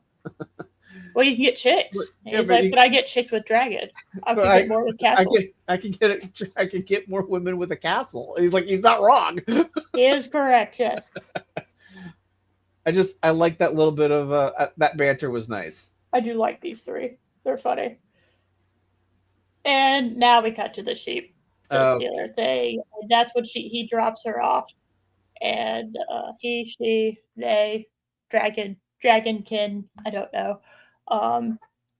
And yeah. So I'm fast forward. Still fast forwarding. How dare you snooze? Fast forward. Allergies have been brutal. Yeah. I didn't need to skip. I went backwards. I fast forwarded so much, I went backwards. And it said skip recap. I was like, what? All right. Well, we're back to Allison and Aemond. This is normal. Okay. Oh, God, this scene. Moving on. So Aemond and Allison are having a conversation. She's trying to convince him to go to Harrenhal. Manipulate him is the word you were looking for there. Well, manipulate him to go to Harrenhal to protect him. Yep. Because she's selling out King's Landing for some reason. No clue. I do not understand what Allison's motivations are. I guess she's trying to end the war bloodlessly, but she's doing it in the most idiotic way possible. Correct.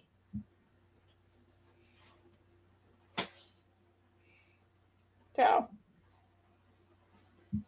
he's like, yeah, you go to Harrenhal. You know, Dragonfire is done. It can handle Dragonfire. You're not safe here. And it's okay to be fearful. And that's immediately I went, oh, you fucking dumb. Why did you mention it? Does this look like a man that wants his mommy to tell him it's okay to be afraid? Does this? Are you sure? Have you looked at him? Well, I mean, in case you haven't realized, all of her children seem to have mommy issues.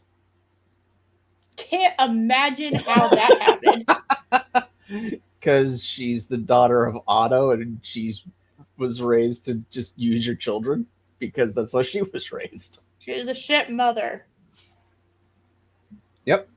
Turns out if you're a shit mother, sometimes your kids are shit. Especially if they're, you know, royalty. That like exponentially makes it worse. Now, you know, Helene seems to be fairly normal, right? Be fairly normal. For the lot of these people, okay? We're talking about Allison, Aemond, and Aegon, and Helena. Well, Helena remember in season 2, she asked how Darren was, and he was like, yeah, he's doing well, and she's like, so the one of my children that I had no part in raising is fine. And he's like, no, you did the best you could, sis. It's okay. Normal is a term I use loosely when talking about people in House of the Dragon. I mean, fair. So, let's see. So then Aemond stands by the fire. Allison is trying to, you know, convince him further. Hey, go. Doesn't she like say like, if you attack Caraxes and kill Caraxes and Daemon, then that'll be yet another huge blow, and it will all but assure our victory. It's fascinating. That's literally the next line of dialogue. Oh, okay. So yes, she does say that. I was literally on that line of dialogue when he said that. That was great timing. Well done. We're professionals. We are. You'll be unassailable. It's gonna be great. It's gonna be awesome. But if you stay here to wait for Rhaenyra, you're gonna fucking die. And I'm just like, yeah, I mean, probably. I actually have no idea who's gonna live or die. And she cuts. I do. Kind of. I know. I don't know. No, you don't. The show is like, not today, but for years. Yes. You don't know. The show has changed so many things. I'm like, this person could die. This person could live. I don't know anymore. You know nothing, Jon Snow. But, so Alicent puts her hand on his face, very motherly touch, very nice, Right. very okay. Very, very maternal. Because very maternal. That's what this relationship is. It's a mother and daughter, and it's a mother and her son, right? She's trying to be a good mom. Right. I will give her 0.005 points for attempting now, I guess, to be a good mother. Even though she's doing it to manipulate. And he's like, "Oh, you're so brave. You're so great. You're a good boy. Yeah, I can't lose you like stupid Aegon." Which they are. They're great, you know. I will be lost without you. Very motherly, very maternal, right? Very because this is a mother and son. Yeah, my mom would definitely say this shit to my brother. Even though I believe Olivia Cook's only like 4 years older than Edmund. Oh, honestly, they look about the same age. Edmund got when everyone grew up and they changed actors. Yeah. It was so genuinely funny to see Aemond versus Aegon. Because you just went, okay. So Aemond is like 20 years older right now, right? Aegon looks like significantly younger than him. Just based on what we're looking at.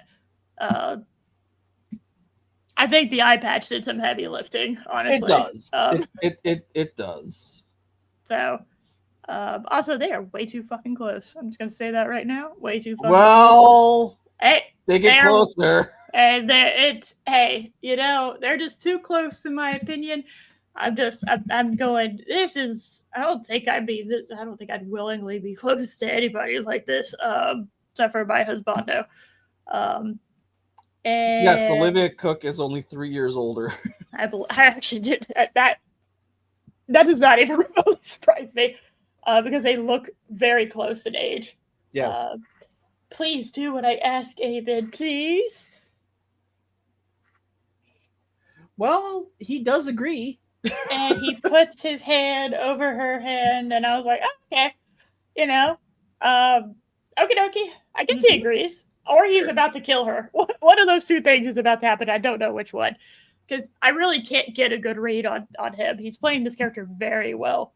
So I'd actually put him up, too, as one of the best actors in the show. Yes. He's very, very good with Aemond. To be fair, there are a lot of good actors in this show. Yeah. Matt Smith, I think, runs away with it for the most part. I say Olivia Cook is a good, solid second place. And then, depending on the scene... Paddy Constantine was amazing. My God, we're so fucking far from that. Aren't we?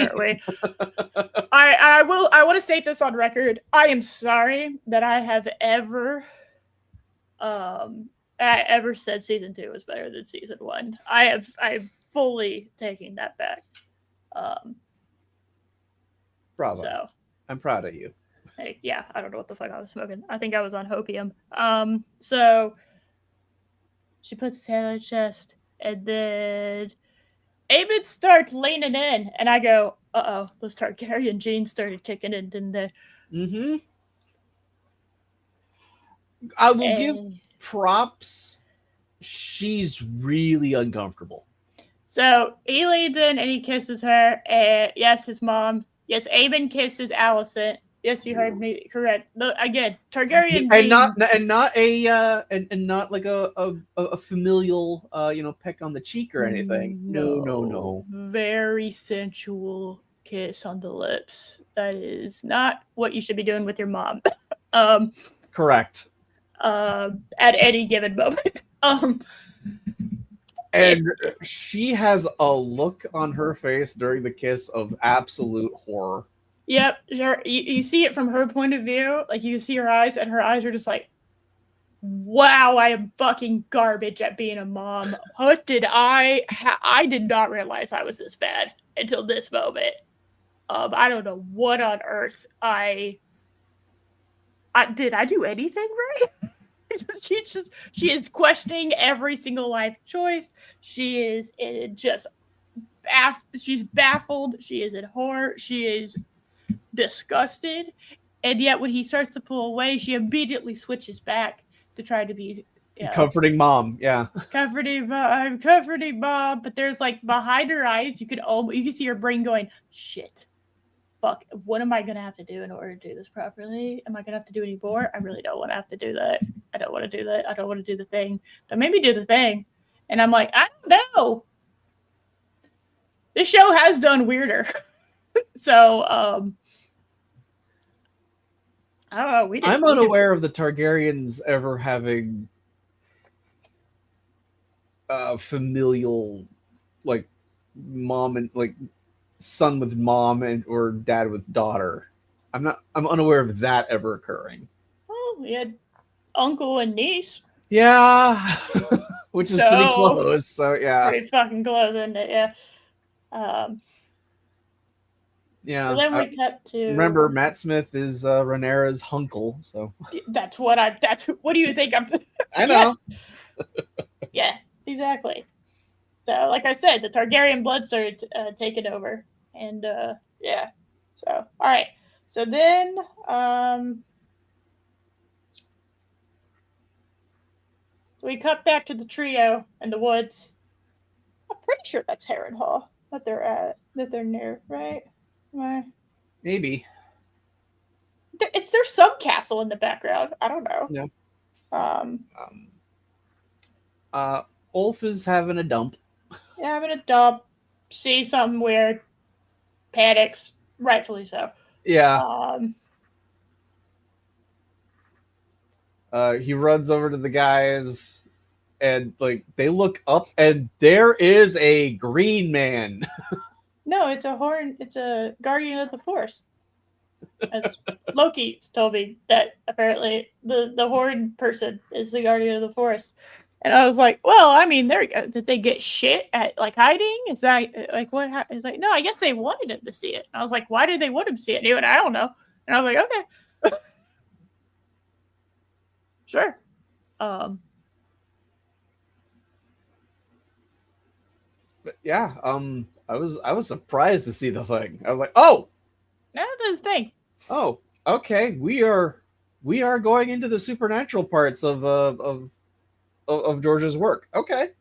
To be fair, they did hint at it last season. We had a brief glimpse of a Green Man last year too. Yeah. Like we when I think it was when Daemon at Harrenhal, he goes into where they have a God's tree, and there is just a split-second shot of a thing just walking towards it and then gone. Yes. So yeah, right. The show is leaning into the supernatural elements of George's work. That's perfectly fine. Which I actually appreciate because yeah, there is magic in this world. Awesome. Oh, I just remember who Nettles is. Nettles is the character that Rhaena is. Well, hold on. I will get to this. I just want to get to the right moment. Okay. I'm sorry. I just remember. I have every intention of going over Nettles. Okay. All right. Cool. I was like, I remember. So then the witch from Harrenhal pops up, and I can't remember. One of the guys goes, "All right, guys, I'm out." That was Ulf. Here. That was Ulf. Ulf goes, yeah, bye. And he has good horror movie instincts, and I'm proud of him. Well, and I was a little surprised to see Alice here. I was like, oh, And I said it's Harrenhal. Like, so yeah, far away from it, but... which there is the question from last season of, was Alice ever actually at Harrenhal with Damon? I don't know, because now she's just there. So it's is she actually there or not? Who knows? But I mean, they all clearly did see her, though. Yeah, all of them did. So. And like, who are you? I'm a witch. Like, oh, all right. All right, bye. No other questions about that. They're like, all right, well, I'm out. Yeah, I was like, oh, but yeah, checks out. But she does have outside character knowledge information to share with them. Like, hey, you're missing the battle. You should be there. Oh, hey, hold on. You don't have audience abilities? You don't have the ability to zoom out and see what's happening? Okay, sorry. Let me fill y'all in. You're all good. Which, I mean, so Moondancer in the book, that's Bela's dragon. Uh-huh. Not yet big enough to carry her. So Moondancer was not at the battle. Well, that wasn't apparently the only person who wasn't at the battle. Vermax, Sea Smoke, Vermithor, and I don't think Sea Smoke was there. But doesn't fucking matter, apparently. Silverwing all were at that battle. And they all attacked as a unit instead of what we got. We'll get there. Yep. Well, we cut back to Rhaenyra, and I immediately groaned. And Bela is like, hey, there's some ships happening. Maybe we need to do something about that. So this is another change from the book. Okay. Do you know how they were made aware of the Triarchy's invasion fleet coming in to attack the blockade? They saw it on their local newsletter bulletin. Oh, no. Oh, good guess. Thank you. Good guess. I think I did as much reading as the writers did. So. Okay. So, do you remember what Rhaenyra's job was originally? I'm gonna be real with you. No, I do not. So she actually has Rhaenyra's two youngest sons with her, and she was supposed to give them protection. Remember that? The chick with Sheep Sealer? Yes. I thought you were talking about Bela. No. Yes, I remember that. Yes. That's why she was in the Vale. Correct. Yeah, she was a babysitter. Yes, and it was her job to get those kids to safety. Well, in the book, she eventually books passage on a ship and to take them off to Pentos. Okay.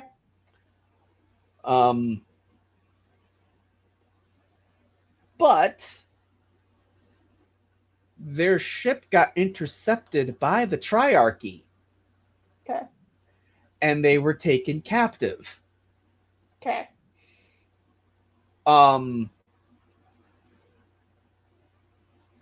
Rhaenyra's son, Aegon, because everyone has a fucking Aegon. Yeah. Is able to get to his dragon and fly back to Dragonstone, and he's the one that tells them about the Triarchy fleet. Okay. But the other one is captured by the Triarchy. Okay. So they get word of the fleet's coming to take out the blockade, and I'm drawing a blank on the son's name right now. Jace? No, not Jace. It's the youngest son. but Aegon, Darian, I don't know. All right. Dumbass.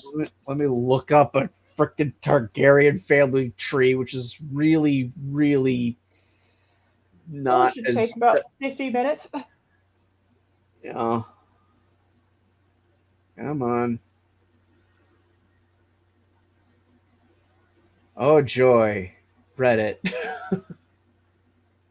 Everyone's favorite. Yay.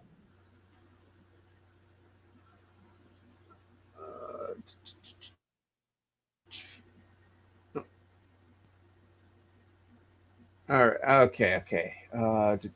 Rhaenyra.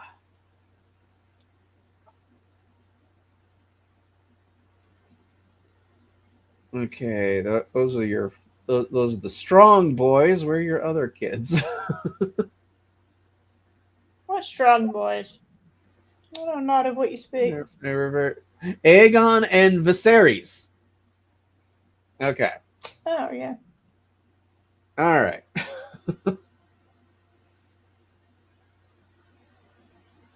All right. So Aegon makes it back to Rhaenyra at Dragonstone.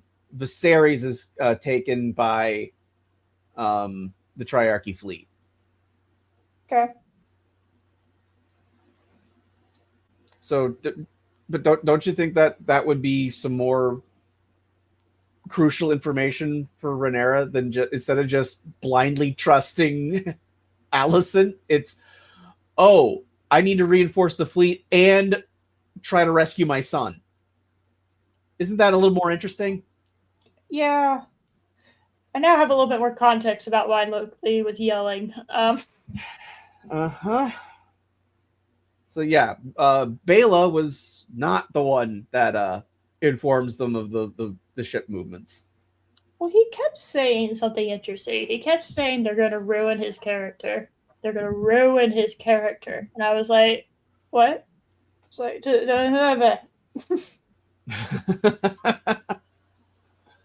okay. I agree, Loki. That's what I'm saying. That's him yelling at the screen. No, that's not. Stop it. He's just like, Mm-hmm. yep. Yeah, because if Aegon doesn't have this, desperate flight to get away, that also would greatly change his character because that's something that sticks with him. Nope. Okay. So, Triarchies, apparently, doing stuff. So we gotta go. Yep. And Jason's like, hey, no. And Rhaenyra's like, fuck you, I'm your mom. And then decides to get dressed. We're gonna go. I'm gonna attack them. And it's like we've had this conversation before. If you die, your cause is over. And everyone will either be killed or have to acknowledge Aegon as king. There's no other option. Correct.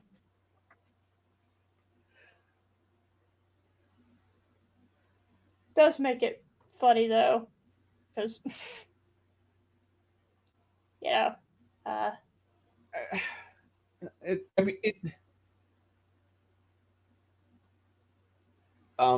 I heard someone say at least she's consistently stupid.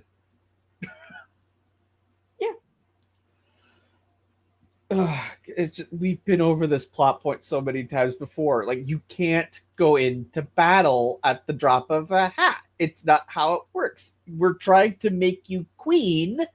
If you're dead, it's over.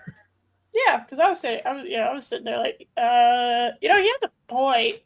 You can't really fight because then, like, what happens if, like, you die? Correct.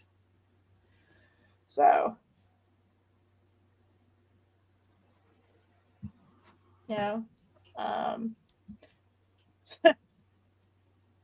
well. So he then he sends his mom to her room without dinner. Essentially, yes.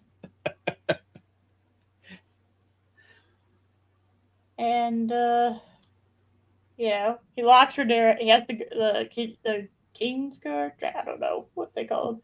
Yeah, I think it was the King's Guard. Okay. Lock her in the room. It's for her own safety. Your duty is to protect the queen. This is protecting her from herself. Which it's like Jace should be the ruler. Jace should be the one in charge. At this point, he's the only one. He is making the rational decisions.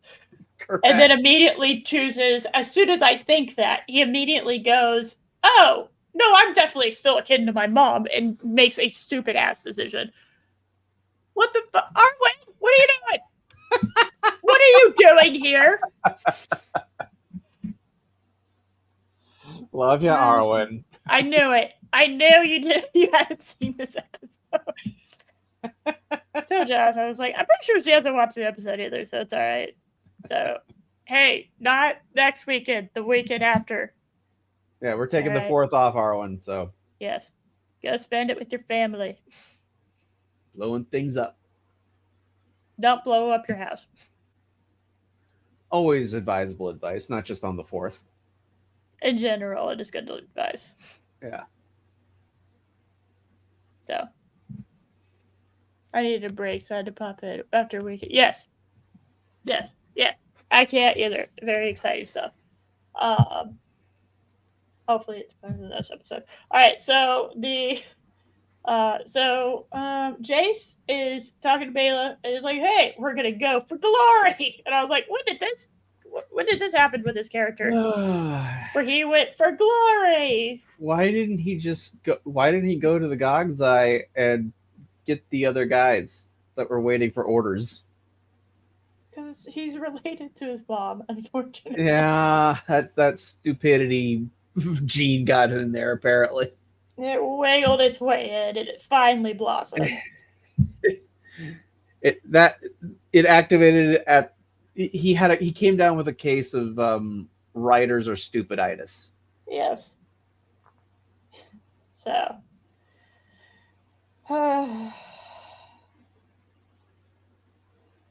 Well, for glory, I guess. It's like, well, why didn't he? Why'd they give him like the crazy speech? Why not just like, I need to go help our troops? Along with the crazy eyes. Yeah. It's kind of weird. I was like, when did this happen to his character? What is happening right now? Yeah. Yeah. That's not how you've shown him throughout the entire show. He was always kind of like the level-headed one. Did he hear some bells? Oh, maybe that was it. Oh, shit. Did someone ring bells? You know you're not allowed to do that in a Targaryen household. Hey, at least the show didn't tell me I needed to get a new TV in order to watch it. No, but at this point, I don't put it past them. What do you mean you don't have an OLED 8K 5,000 square feet TV?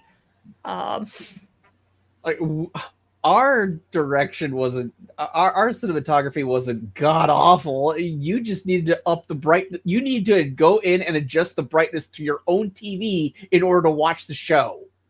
Yeah, remember how you used to get those little pop-ups whenever you'd watch something, and this has been formatted to fit your screen? Mm-hmm. Yeah, no. The bells. Wrong bells there, Rabbit, but I appreciate the reference. That was a great reference. Anyway. So they decide for glory they're going to head on out. And I was like, okay. And then Rhaenyra's like, what? You can lock this door from the outside? And I also went, fair. You can lock the door from the outside? So how does one barricade themselves in to this? If you can unlock the door from the outside, that's a fair point. What the? Who designed this? Yeah. So, yep. All right, the Battle of the Gullets, which I have come to learn is what is happening right now, is underway, and everything's on fire, which is not good. Wish And we had actually seen the start of the battle, but whatever. What's really annoying is that when the sails are rolled up, I can't tell whose side the ship is on. So yeah. I don't know who's losing right now because all the sails are rolled up. Or on fire, yeah. Everything's on fire. It's all right. So let's see. But we get some ship action, right? Yep. So they're fighting. They again, like I said, Fez are fire.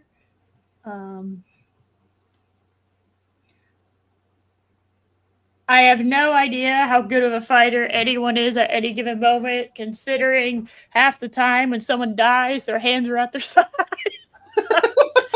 Oh, shit. What do you mean I died? I wasn't even reaching for my weapon after I watched them come towards my ship, which, ships that use oars and sails are known for their very quick speed. And, they can sneak up on you instantly. And, and then we had to watch them board. Then people had to run. I had like 3 business days to fucking pull my sword out and defend myself, and I chose not to. Okay.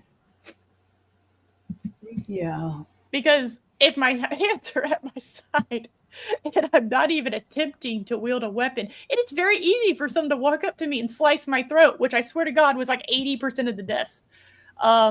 Which you'd think like you'd have armor to kind of protect you there, but whatever. How is a dagger stabbing through your chainmail? Yeah. Someone tell me how this guy has a stab mark on his chest from a dagger and he's wearing chainmail. I don't know. This is what remember the first season of Game of Thrones where I'm drawing a complete blank on his name, but the warrior guy was challenged by the Dothraki, and they're like, he'll move slow in the armor, and then he just uses the armor to like just stop the weapon cold, and it just kills him. Yeah. Yeah, armor's kind of like they knew what they were doing when they made it. It's like they designed it to protect people. It's almost like armor had a fucking purpose. Right. So. And then, now granted, Game of Thrones eventually made swords lightsabers and just able to just cut through it. Like, no, it's no problem. But yeah, it's fine. So. Let me see. The dragons show up then, right? No, they're still fighting. They're fighting. I can't believe. There's bombs flying everywhere. Everything. Oh yeah, no, we have to visit one quick thing. The Lannister guy's like, hey, we're like fighting a whole war here. Can we like, I don't know, fight the war? And oh right, and Philosophy Tube's like no. I want Corlys. I want his butt. Let's go get it. And Lannister's like, wait, no, hold on. Actually, that'd be really shitty tactics. And I was like, yeah, actually, and that then probably Philosophy would be Tube really went, shitty. why? Yeah, but why would it be? Why would it be really shitty? Also, go fuck yourself. And he was like, wait, no, what? And he was like, you signed contract. And she was like, yeah, I signed a contract because he went and killed all my men, which are like, oh, what? Excuse me? And then immediately we run past that. So I'm going to destroy him completely because he killed people that I liked. And, I'm also, and that's why I signed the contract. And I'm like, yeah, but so hold on, but you are violating the. So like your men aren't going to get paid, right? You understand that, right? You understand that because you were saying that you violated it, that you're willingly violating it, that you're not getting paid. Which I don't know about you, but I don't think pirates are very perceptive to not getting paid. Pirates are well known for their their generosity and like devote and like giving away their time for free. Everyone knows that about pirates. Everyone knows pirates hate gold. Right. So that's a common knowledge. So I went, okay, so did we hit... God, who else is going to get hit with this Yo stupid ho ho gun? and the power of friendship. Yes. Who else is getting hit with this stupid ray, apparently, this episode? Because, I'm sorry, what? What the fuck do you mean? Nah, it's alright. I want to kill... I all of a sudden want to singularly kill this dude. So, and basically, like, screw over my entire... All my men who will kill me if they find out that I did this. Which, yeah, they're pirates. Yeah. They will kill you. Indeed, the only people known to hate gold more than pirates is dwarves. Exactly. True. Dwarves don't give a shit about gold. Right. Yeah. Yeah. Everyone knows. These are common things everyone knows. Right. A common fantasy trope, the gold-hating dwarves. Mm-hmm. They dug too greedily in too deep for pasta recipes. Yep. And yes, and philosophy too. It's like, hey, yeah, we're gonna go kill the dude, and they're like, yeah, and I'm like, yeah. Do you also want to mention that they're not gonna get paid because you're doing this? I don't think they'd have the same reaction. Yeah. You will have all of your friends and all of these people you knew are dead, and you get zero money. You are now working for free. And apparently, philosophy to do that the entire time, which is crazy work. So they go and they start pursuing. So if they were, which does beg the question, if they were going to just backstab on the deal anyway because they wanted Corlys, why'd they put the Lannister through all those trials last season? Actually, I would argue, why didn't you just kill him and go do it anyway?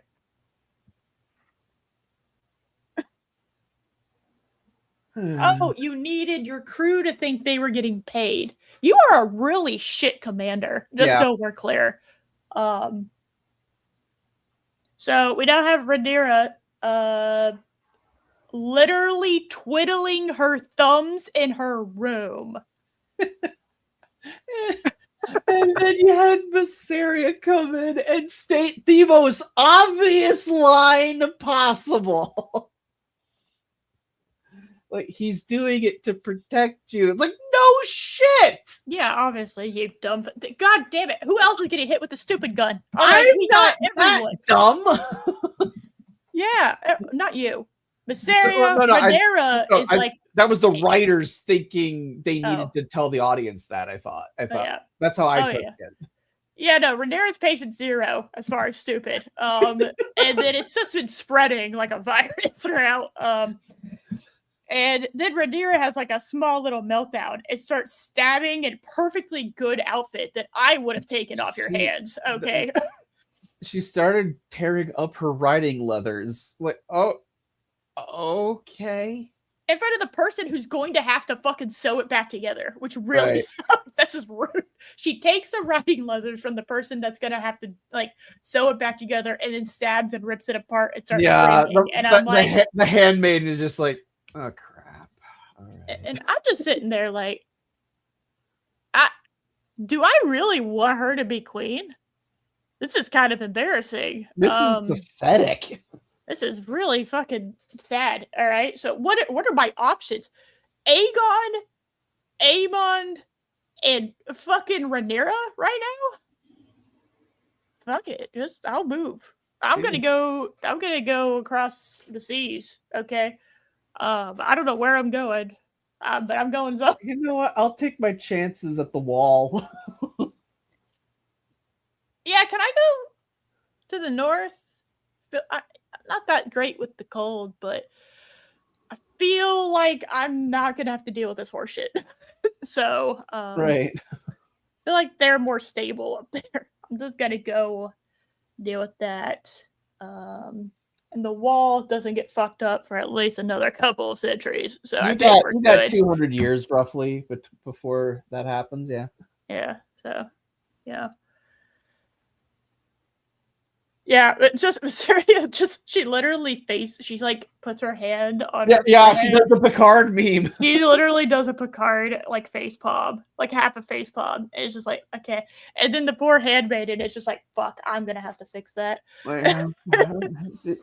Thank you, Your Grace. I appreciate the work. Yeah. Thank you so much. So that was all apparently we needed to see about that. So we're back on. She has the meltdown of like, I have the weak body of a woman, but the heart and soul of a king. Like, how what? did I fucking really miss that line? How did I miss that line? Hold on, I got it. Seriously?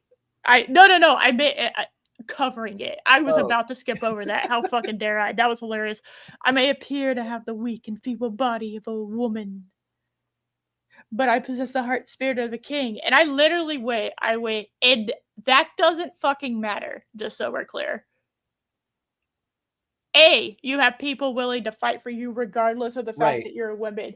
B, you're in medieval times. Right. I'm sorry. Sucks to suck at the moment. And also, to be clear, Jace didn't lock you in your room because you're a woman. He locked you into the room because you're the queen. You're the leader. Their cause is dead if you're dead. The only reason this cause has any grounds of like anything behind it is because you're alive. Mm-hmm. Do you really think anyone's fighting if Jace or Daemon were on the throne? No. And if you die, which I mean, she even had a line like when Jace is trying to talk her out of it, like, well, if I die, you get the throne. Like, but no. That's not how it works. If you die, does Jace have a claim? Yeah, but most people would just go back to I'll just stick with Aegon. Well, also, he's already on the throne. He already has the crown. We've already went through the whole ceremony. You know what, Jace? You're on your own. Yeah. Also, Aegon is the eldest son. Right. Of the next. So if you're talking royalty wise, he is the next in line. Right? Like he would be the next in line if they again. Now, technically speaking, royalty, you have whoever's next in line and then their kids, and then it goes to the next person. Technically, Jace should fall in line because Rhaenyra was the one picked to succeed Viserys. But because there's a dispute about if Rhaenyra or Aegon should be the one to assume the throne, that's in question. Yeah. So it needs to be pointed out, Viserys got the throne because the council ruled in his favor over Rhaenys. Yes. Even though she was the older claimant. Yes. So, technically speaking, Jace could all of this never would have happened if Viserys just followed what the precedent had been set as. Honestly, if Rhaenys was in charge, I don't think any of this would have happened.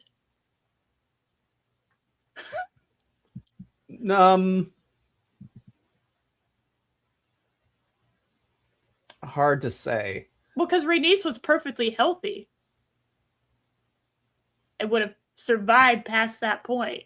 She died in season 2, way after Viserys died. True, but it's also strongly hinted at that Viserys may have been slowly poisoned. And that's why his body was falling apart and failing him. I would have loved to have actually gotten fucking confirmation of that, because I actually believe that too, but I never got confirmation, so I just have to assume he had shit luck. But if that's the case, there's also no say that Rhaenys also wouldn't have been poisoned. Maybe, yeah. I don't know. Rhaenys and Corlys kind of have like a Valyrian and a Targaryen. It kind of has a different hit, right? Then I don't know. It's kind of hard to. Yeah, I don't know. Do the people view the Valyrians as much as the Targaryens? You know, do they only give a shit about the dragons? You know, I don't know. Oh, look, you think Otto poisoned them? I actually yes. If I had to pick one person to do it, it was going to be Lars or Otto. I didn't know which one would have done that. But Otto definitely had it in him to do that. I miss Otto, by the way. Yeah, this episode really missed Otto. But yeah, him being poisoned. I was like, yeah, but they never really confirmed that or touched on that again. No, they haven't. Anyway, so dragons are flying. And oh my god, they're setting ships on fire. And it is Jace and Belina. Yes. Woo! And I like there's that one shot of like the crew on the ship cheering as the dragon flies overhead. Like, it's great. They're like, yeah, reinforcements. And when your reinforcements a dragon, that's pretty badass. It's pretty fucking great, yeah. So have to say, the episode looked amazing. It did, for the most part. There was a few things that kind of looked, not that great. Like, not entirely happy with the Gullet seemed to suffer from, we need to save our budget a little bit, so we're not going to show the whole thing, and there's going to be a lot of fog syndrome. We also got the same thing with the battle that David fought, where we come in at the very end of it. Yeah. Honestly, I was just like, oh yeah, this reminds me of season 1. Yeah. Now, I can forgive some of that if we had gotten all 4 dragons in the fight. No. I mean, there were 3. We'll get to that. There were 3. So they're fighting, and oh no! Jace's dragon has been struck by a thingy thing. Shot by Philosophy Tube. Yep. When Philosophy Tube was like lighting up the shot, I was like, no. Of all the people to do this, no. I was like, okay. Okay. Moving on. But in fairness, it hits the saddle. Yes, they had the saddle. They cut it free via dragon combo, and I kind of liked that, by the way. That was great. Now it's it was a bit of a fake out for people who've read the book. What? Nothing happened. Oh, okay. What do you mean? Yeah. Spoilers, my god.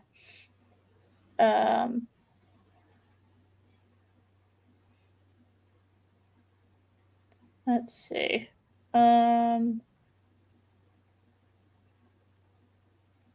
So I just gotta say, I also do I appreciate the strategy that they developed of hooking up these lines to an anchor to try to take down the dragons. It's like, okay, that makes some sense. That does make sense on the water. That's a great strategy.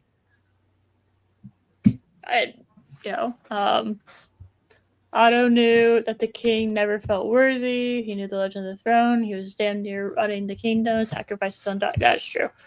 That, yeah. True. And if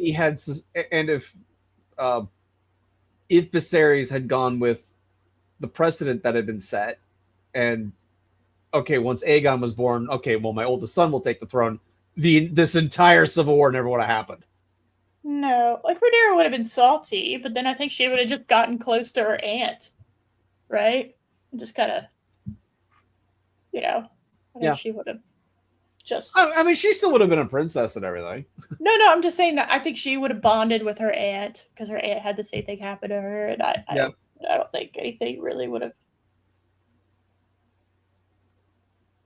This wouldn't have happened. Loki, I'm just saying, like, it would. I think the strategy makes a lot of sense. Yeah, no, I like the strategy. I do, but I will say having a bunch of extra anchors on your ship must weigh it down because anchors are very heavy. Well, so, I mean, if only they had a reason to get rid of them real quick. Well, yeah. Speaking of, so Corliss decides to go through this little passage area. Yeah. Which wasn't as big of a deal as I thought it was because apparently if they would have just, I don't know, gone the other direction, they would have cut them off. I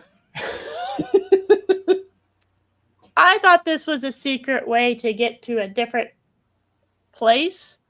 I didn't realize this was literally just a cliff and then like he said take us through the Straits of Dragonstone.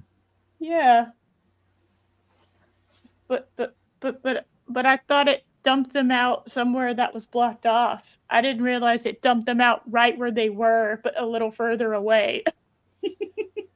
And literally, if you would have just circled around, you could have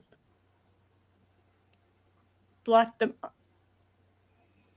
But I'm also not an expert, so maybe I don't know what I'm talking about. I was a little confused with the logistics when they exited it. Yes. Like, that's what I'm talking about. Yeah. I was like, wait. But like but like at the moment, I was like, ooh, okay. Correct. I was like, oh, this is smart. This is great because we could show. Yeah. Honestly, the Corliss stuff was my favorite part of the episode. Same. I don't even think it was really close. No. And then especially when so they're going through through these straits. It's very, very rocky, and like his men are like, "But sir, it's low tide. We could run aground." And he's like, "I know. Yeah, I got this." It's like, but she's gonna follow me, or them's gonna follow me. Yes. And if we take her out, their fleet is rudderless. It's like, yeah, but they still have like 3 times your numbers. That's still a huge advantage. Yes, they now have to deal with dragons, which kind of evens the odds, but still. Yeah. So yeah, they start going through these straits, and I liked that the helmsman is like, oh god, oh god, oh god, oh god, and eventually Corliss is like, let me take the helm. It's like, finally, the boatman's doing boat things. Yay! Boatman is in fact doing boat things, and he does a great job showing his expertise. And the rocks take out 2 of the ships that are following them, but of course not the one with Philosophy Tube. Yep. And make it through. Leave Lohard to the teeth. Oh, finally, we got the name. And then he's music is playing. And they're like, yay, we made it through. All right, let's circle back to the battle. Like, wait, what? Yeah, that's what I realized. What? But I thought you would have to go back through that strait in order to exit it. I thought this was a secret passage. You mean they could have just fucking waited again on the other side, and that would have got that stupid people. Why did you go through the thing? I don't know. But Lohar's ship, they're starting to scrape against the rocks, and she just starts throwing like the Lannister men overboard. Yes, but before that. Oh, did I miss something? Yes, you did. You missed the part Loki started yelling. So they get through it, and then all of a sudden we cut to a scene. Oh. And we're over the water. With our favorite dragon. And our favorite duo is there. And Loki's like, no. What? Yeah. No, you're not supposed to be there. And I went, huh? It's like, this is the Battle of the Gullet.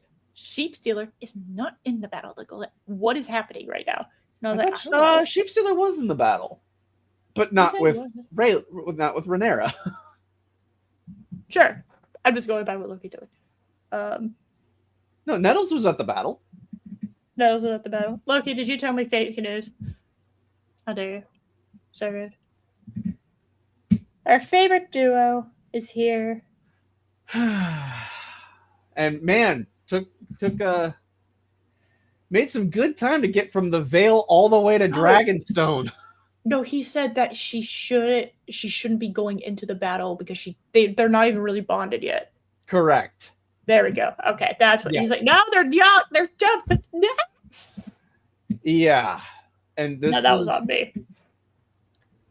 Yes, Bela was not at the battle because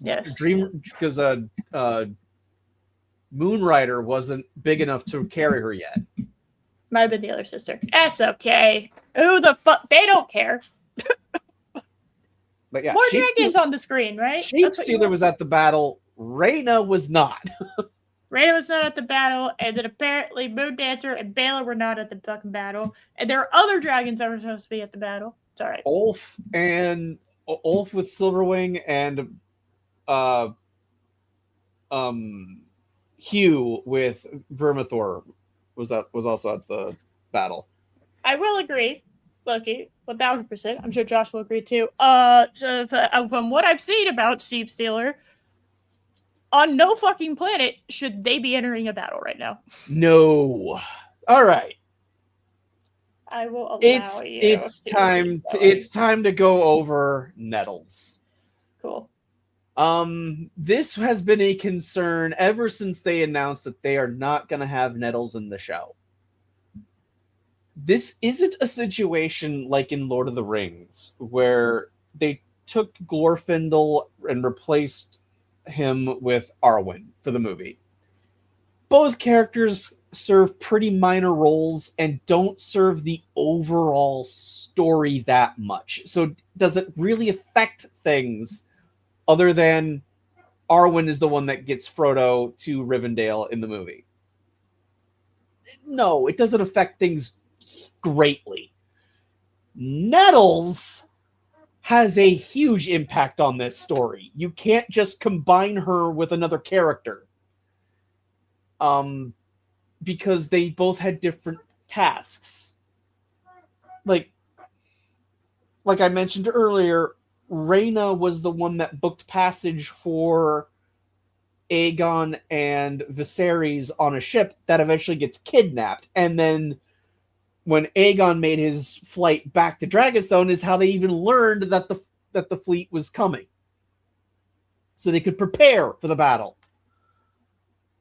If Rhaena isn't with the kids, there's no one responsible for getting them there and putting them in that situation. So I don't know what you're doing with Rhaena's story.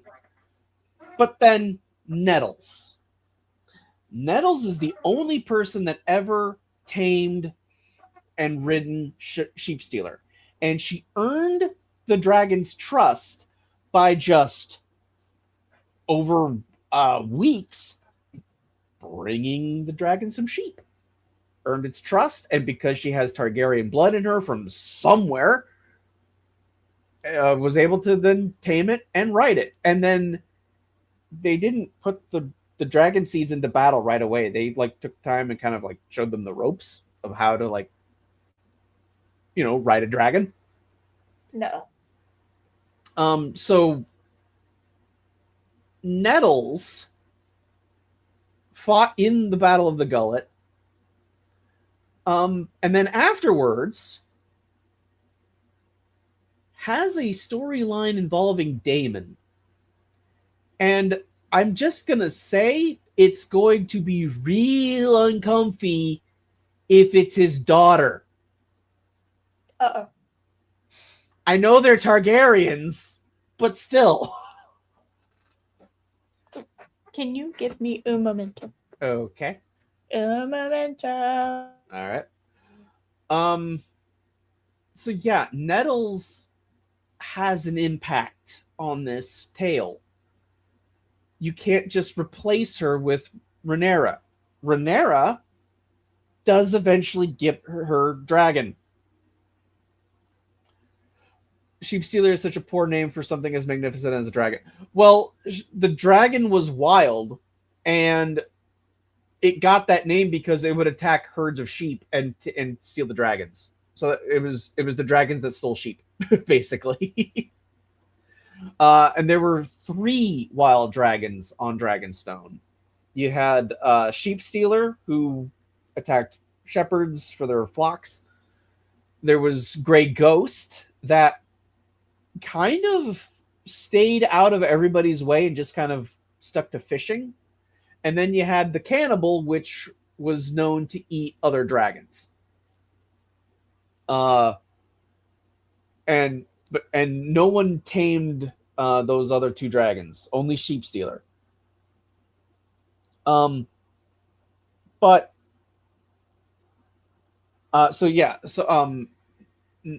no one really knows Nettle's story, like where she came from or like exactly how she got dragon blood, but she's a bastard in some way, and but she's depicted as this clever girl that again won the trust of a dragon simply by slowly feeding it and not just trying to like bow before me, dragon, like so many other people did. Yeah. Combining this character, Nettles. Yes. Hi. Hello. Hello. I used the fast travel to go to Dragonstone. Oh. And I told Rhaenyra she's a dumbass. So, you're welcome. Okay, I appreciate that. But yeah, you can't just cut Nettles.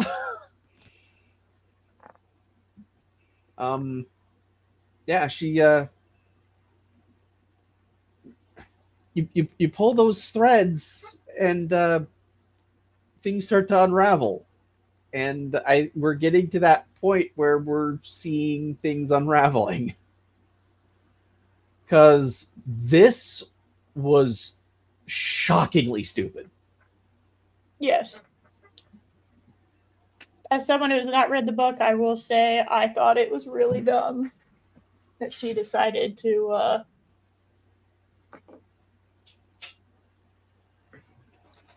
go to battle now. Yeah, that was horrible. What a terrible decision that was. So.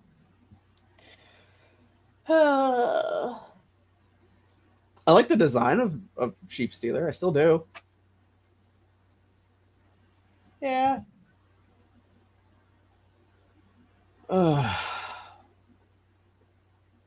Stupid show.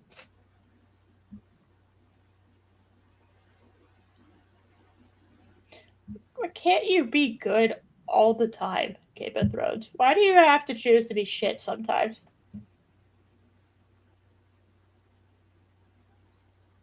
I want to root for you. Right. Well,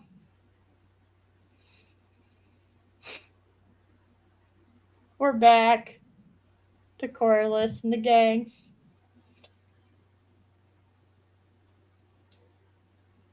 And Corlys realizes, shit! They made it through. Well, one of them made it through. And so we're clear, because we did kind of skip over this. Philosophy 2 threw off the Lannister guy to make the boat lighter. Yes. So I think he's dead. Now, I'd be shocked if he is. I don't know. I'm pretty sure he pops up later in the book. Fair enough. You know what? They didn't show me a body. He might be alive. True. So. That is the age-old thing, right? Well, I didn't see a body, so might be alive. In theory, yeah. Maybe. Um, and then Velocity Tube rams the ship, of course. Which I have With questions on.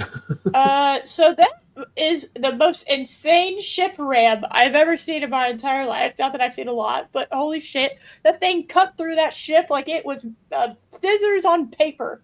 It was impressive. Surprisingly impressive. I was like, okay, you're gonna ram, all right, fine, but I didn't know that's what we meant. Um, that was crazy. Yeah. How efficient. Now I mean, it's literally cut through. yeah, because like he ordered the ship to like turn because they're like, oh shit, Philosophy Tube made it out. We gotta make sure she dies, which I appreciate. I do appreciate that as well. So they're like, okay, turn the ship so we can fire at them, and that's when he sees like everything he ever worked for burning. Yes, which we talked about earlier. Yeah, but so he pauses, which I'm like, I get that. Fair enough. Um, but then he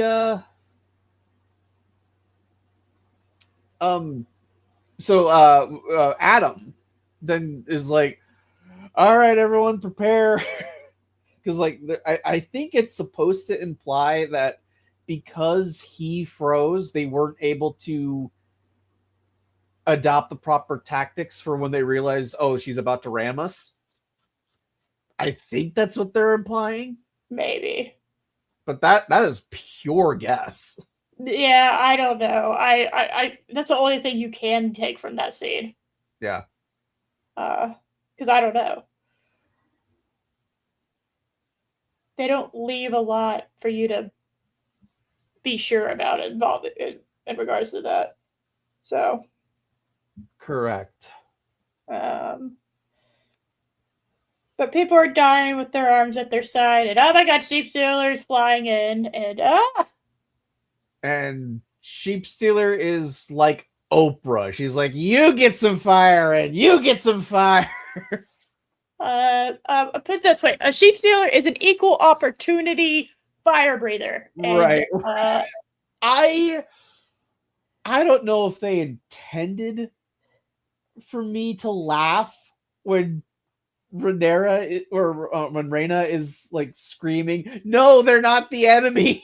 I did laugh. I was laughing. I was like,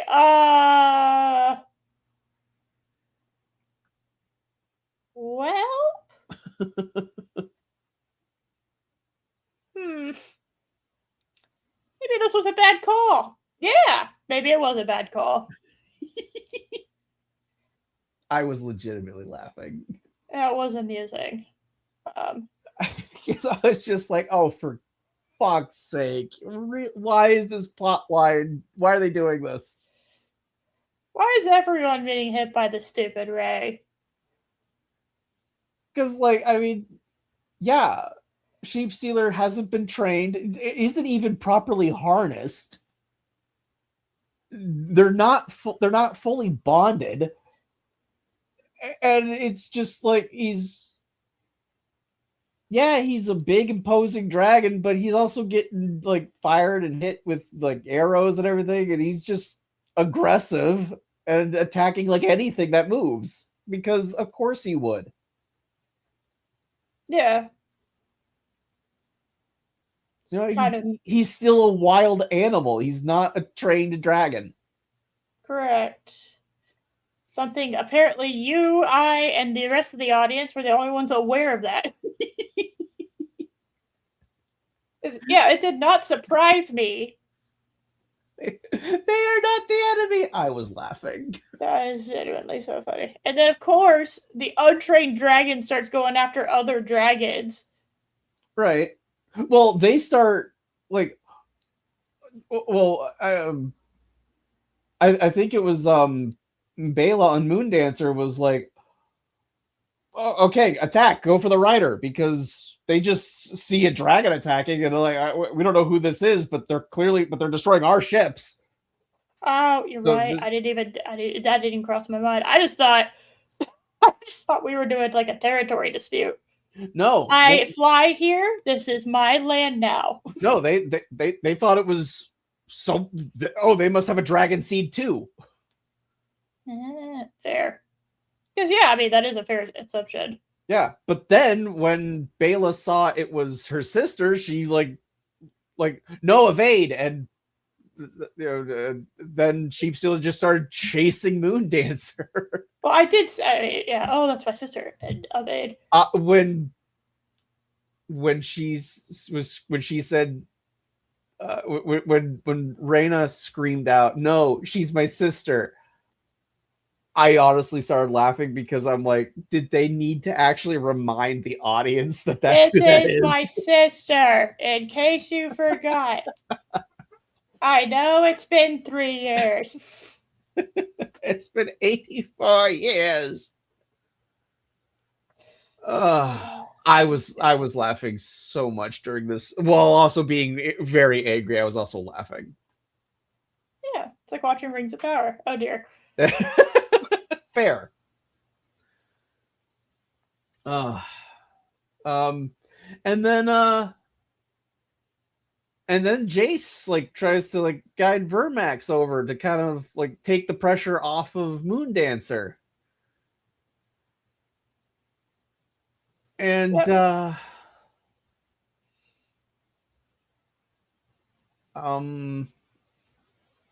And they chase Sheep Dancer off, right?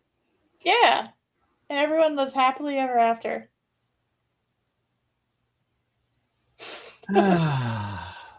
This time, like, because Jace was so distracted with Sheep Stealer and his dumbass cousin, Vermax gets hit with a scorpion bolt. And this time it didn't hit the saddle, it hit it right in the chest. Yep. And he takes off the thing when he realizes the dragon's gonna die. And I was hold on, because this was how horrible. What did they make that death for Vermax? Just so we're clear, I told Loki, I was like, I looked over at him and I'm like, I'm not watching this because I am not watching the slow death of this poor dragon. Okay. Oh man. Bleeding out and drowning as it's getting dragged down into the water. Oh, it was awful. Awful. I'm not dealing with that. So I refuse. Especially when it's like after it crashed into the water and it's like trying to like still flap its wings in the water. Oh, I felt so bad. I was like, take a knife. Take a knife to it. Knife. You're in the water now. It's level. Take a knife to it. That's what I would try to at least save the dragon. I know that it basically pierced it like a vital organ, so there wasn't any way to do it. But and in the book, it gets hit with the scorpion bolt. It found purchase between two scales, and it didn't have an anchor that then got dragged into the water. They had it tied around the mast of the ship. So when the rope went taut, it ripped open the side. So it was way more vicious in the book. That was awful. I will say. So yeah, there was no saving the dragon in the book. The dragon dying. But then he gets tangled up in the rigging. Oh. His death is a lot funnier in the show. I did. Laugh. I mean, he does get shot with arrows too. No, that was funny to me. It was like almost comedic timing, where the music was swelling, and it was like, oh, okay, he made it. I did it, and then like arrow, and like you look over, and like 50 feet away, there's a giant ship with a bunch of people armed, and I'm like, oh, well, yeah. And of course they'd take aim at the rider. Why wouldn't they? What the? Yeah. I mean, they probably. I don't know if they know exactly if that's the prince or not, but they just know that's a dragon rider. He can get another one. Yep. Kill it. Kill him. Yeah. And then he takes the shot like right to the chest, and you hear like neck. And then you hear like the guys on the boat cheering, which is like, yeah, why wouldn't you? You took out a dragon and the prince. That's a reason to celebrate. That is a reason to celebrate. I'm sure things will go very good for you though.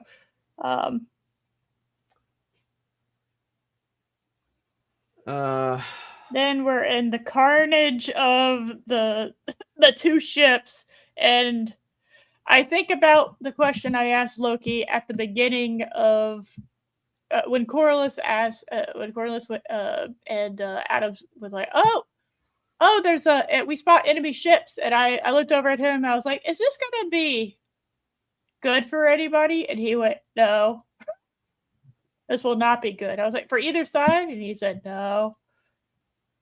I was like, so this was stupid? And he was like, yes. Correct. Nobody wins in this battle. And I was like, awesome. Correct.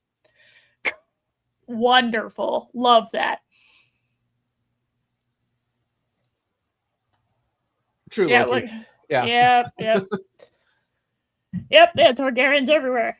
They're becoming an endangered species because they're dumb. The inbreeding finally caught up, and now they're all stupid. I mean, Rhaenyra's not doing herself any favors. No, she was so much smarter as a fucking child. I don't think I've ever said that about anybody. I don't know what happened. She was so fucking smart. I mean, she was awful, but she was still awful.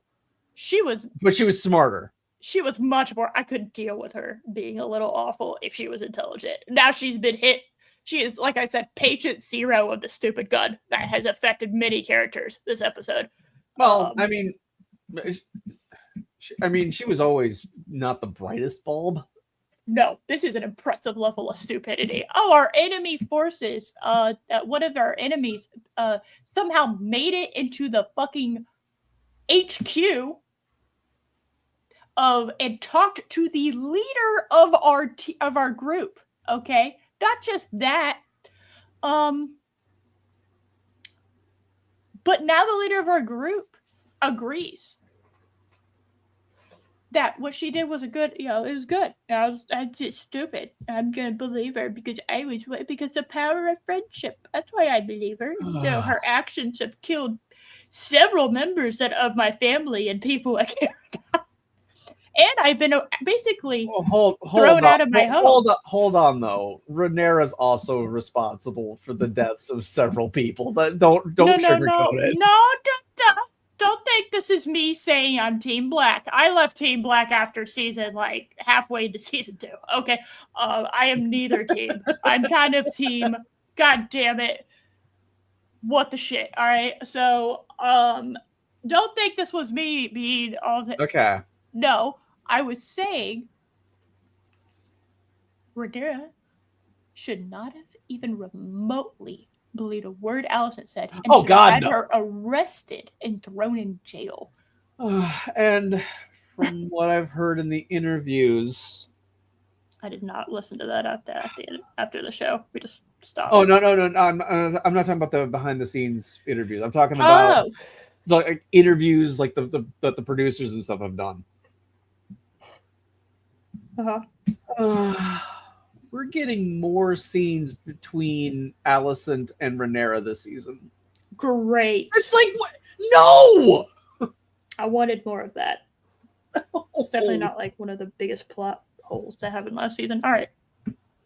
So we're in the carnage of the two headships going literally. Scylla just pieces out. Yeah. You see like Rhaenyra like look back and be like, oh, Jace, as she flies off away. Like, you should not be anywhere near a dragon ever again. Yeah. Because like you are literally grounded. So Jace dies at this battle in the book. Yeah, that's what looks but it's because it's a battle and things are dangerous, and they got off a lucky shot that took out his dragon, and then he also died as a result. Loki was pissed because he said he was trying to save his family. That's why he locked Rhaenyra in. That's why he fucking went there himself, as he was being courageous and trying to save his family, and he died heroically. And I was like, well, that's definitely not what happened. Yeah. It was multiple stupid people occurred. Yeah, yes.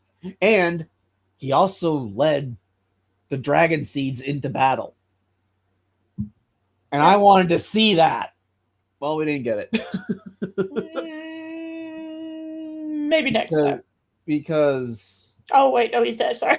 This battle had a reason that why Ulf said certain things that he said in this episode.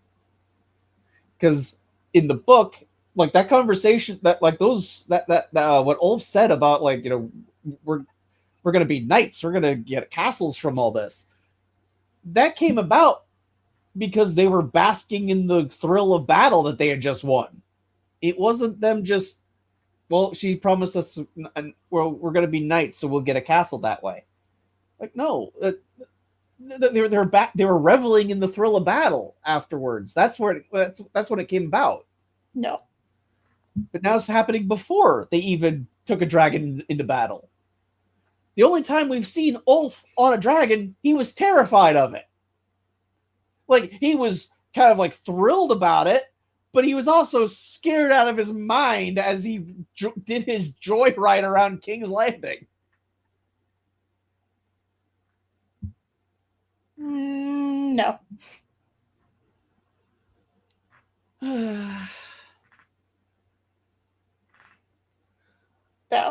So yeah, I like the stuff with Corlys a lot. That worked really well for me. And the ship stuff looked great. It did. Oh, I forgot. I think we forgot. Philosophy Tube gets stabbed by Adam. Oh yeah. We gotta go. I can't believe we skipped over that. So Adam sees, after when they see Philosophy Tube and his dad going at it, Corlys is nowhere to be found, and Philosophy Tube. When they tussle, I did note that he stabbed Corlys stabs Philosophy Tube right in the they thems, which I appreciated. I laughed. I gotta admit. Some not so politically correct things came from my mouth because there were jokes to be made. Yes, there were. Thank you. He's finally transitioned fully. Something like that. But then the entire sea snurpet just snaps in half. But they're against rocks, so they're okay. It's fine. Okay. Pretty sure a ship breaking in half is usually pretty bad for it, but it seems to still be afloat, I guess. Really good craftsmanship. Which Corlys loses like all his possessions with his house being burned and everything. I don't remember the sea snurpet being lost during this battle, though. I don't remember the book mentioning that.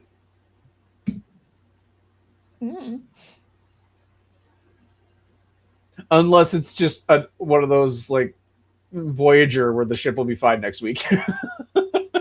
It's fine. Don't worry about it. Like, yeah, the warp core breached and everything. Yeah, we'll be fine next episode. All right. Don't you worry about it. But yeah, so then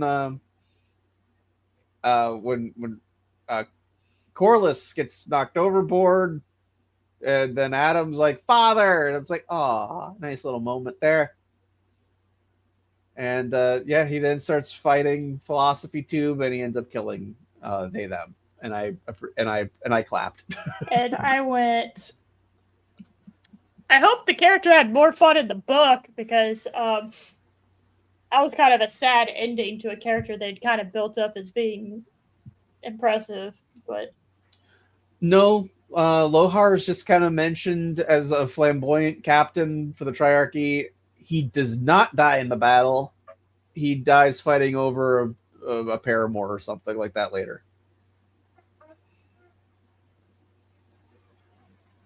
Cool. But I mean, like this is pretty much his only involvement with this story, so they can kill him off. I don't really care. No, yeah, it's just, oh, we had pirates. Now we don't have pirates. So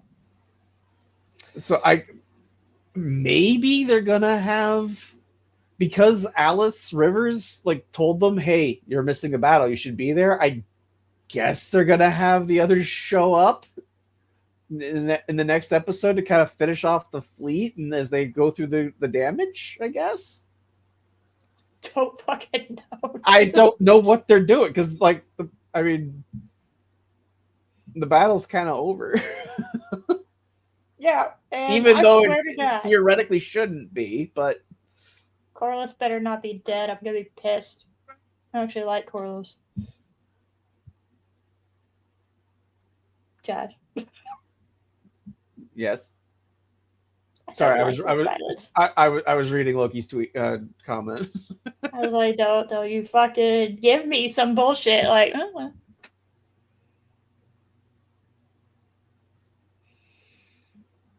We have received the work core reinstalled in our cells and are at warp 9.9 on the way home. We have unpacked the backup work core that we kept, obviously and stored, and reinstalled it. Yeah. We're back. I never understood the idea. Like they go to warp 10 so they can be anywhere at all, and then the doctor, but that causes them to like mutate into salamanders. But the doctor finds a cure, so why don't they just use it, go home, and then they can, and then the doctor can just treat everybody? I don't. Why did they Darkness, do that? why was death an issue for anybody? Yeah.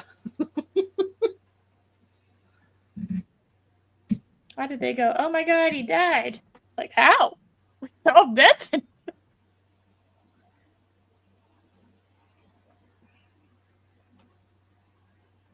I was distracted by Mickey from Doctor Who being a terrorist, though.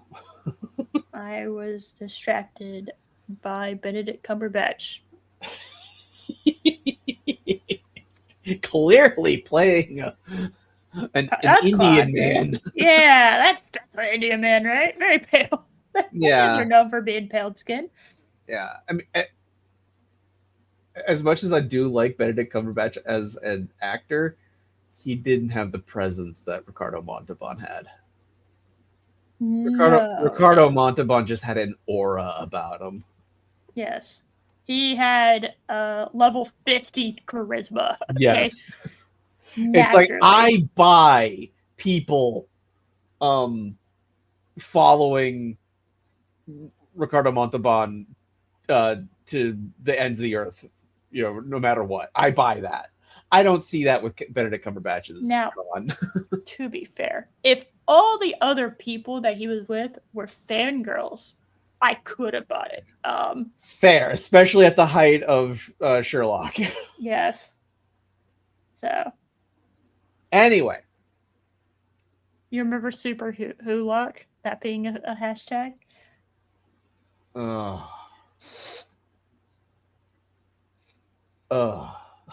Peak Tumblr, man. Anyway, House of the Dragon. Let me tell you something. The fact that I had to force myself to watch this is not a good thing. And by force myself, it means I wasn't at 8 p.m. on Sunday eagerly wanting to watch it.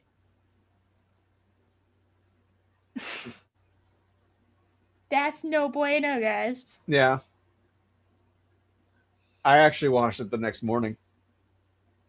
I didn't watch it till the end of the week. So.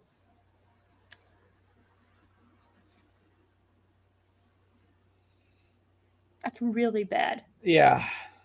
I like the Corliss stuff.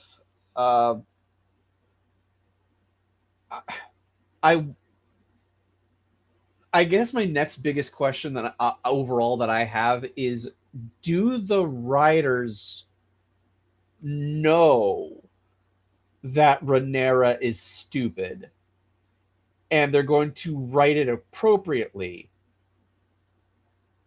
Or do they think she's still incredible and everyone's just kind of gonna sweep for her? Well, I mean, I don't know. That's the problem. Is I have no idea if they're even aware. Yeah, because the writers and the showrunners for the show have demonstrated they can do really good stuff. But they also did that with Game of Thrones too.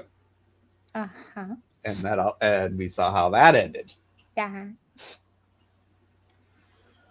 I think it also suffers from the fact that Night of the Seven Kingdoms was fucking amazing. Yeah? I think it does suffer from that. It's like, oh, guys, bar was raised, all right? Yeah. It's like, oh, hey, just so we're clear, you made a good show, so this better be on bar. Yeah. And they were like, huh?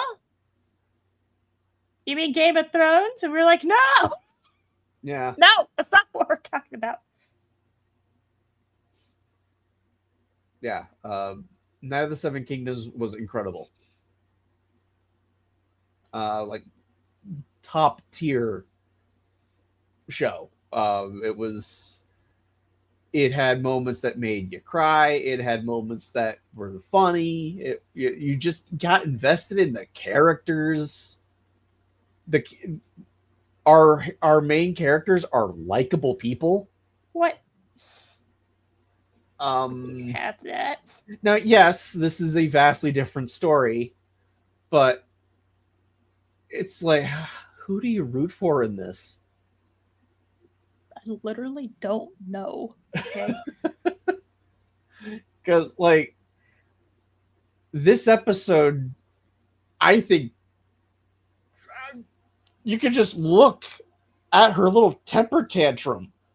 Rhaenyra should not be on the throne at all. Nope. She's not fit to rule. Absolutely not. Like, something doesn't go your way and you throw a temper tantrum.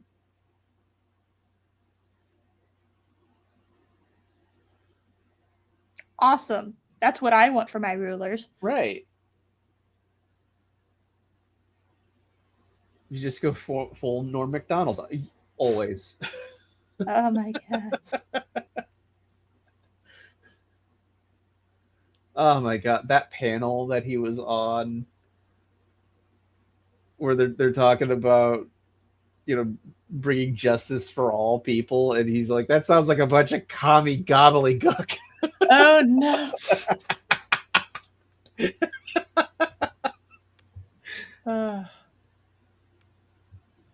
Dude, I'm just kind of disappointed. I wanted to see a naval battle with dragons. Like, how do you screw that up? Apparently they can't do that because if you remember in season, what was it, 7 or 8? Dragonstone. We forgot about the Iron Fleet. Yeah. Can't do naval battles with dragons, apparently. At least Philosophy Tube didn't get the killing shot on Vermax. True. But like, I'm just tired of, like, whenever we see like a scorpion like getting loaded up, can't we see some of them like bouncing off the dragon scales, missing the dragon because it's in flight? Like in The Hobbit? Yeah. Like, can we get, just show, like, yeah, just because there's a weakness doesn't mean it can automatically be hit. It's still flying around and it's hard. And that way, like, you could then make the argument the battle has attrition on the characters and they get tired, a little sloppy maybe. No. And then sometimes just a lucky shot gets in there. But Vermax was almost pulled down twice. Like, why do the fake out death if you're just gonna have him die exactly the same way? Because they wanted to do a fake out for the book readers. Oh, you're right. It's probably exactly what happened.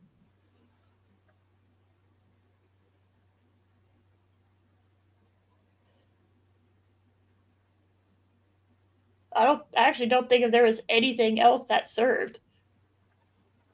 I didn't know that was coming. I mean, when Philosophy Tube got the shot and he started to go down, I was like, wow, they're doing this quick. There's still half an hour. What are they going to do? That's all ads and after. Yeah.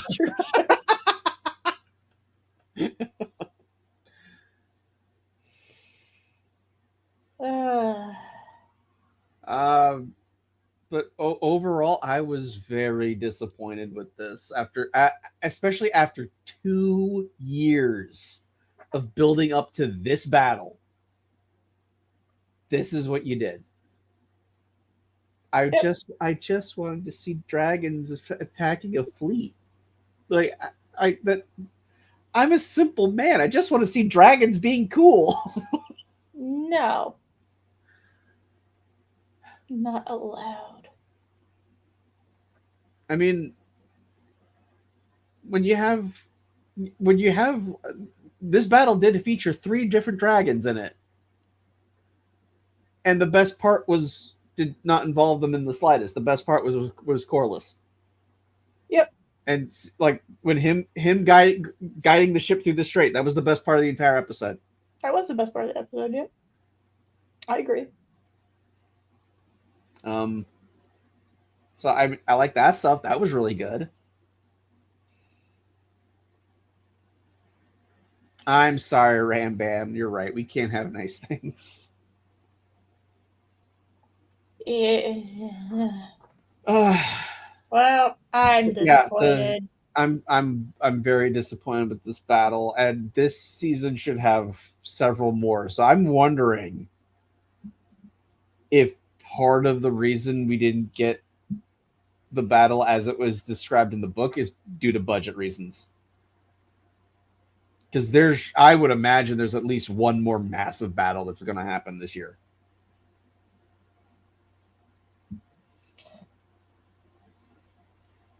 Will we now? We'll get another battle? I'm assuming. I mean, for fuck's sake, we've gotten hardly any so far. Yeah, for the Targaryen Civil War, we've gotten little snippets of battles. And even at the height of Game of Thrones, they only did like usually one big battle per year. Yeah. Now, for the most part, they were all pretty amazing. For the most part, I'm not looking at you, season 8. Yes. But I mean, Watchers on the Wall was fantastic. That battle sequence was great. I like the entire invasion of King's Landing that they repelled from Stannis. That was great.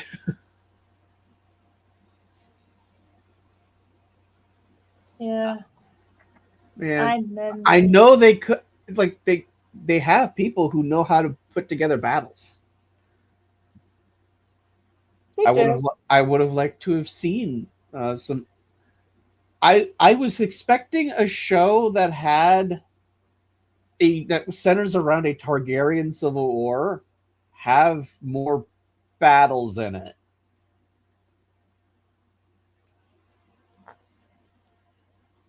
One should assume that a war has battles.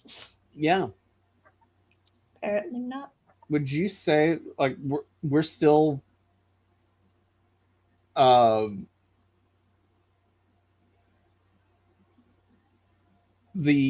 best episode of this series is still just an old man walking across a hall? Apparently. For fuck's sake. We're still there. That has not been topped.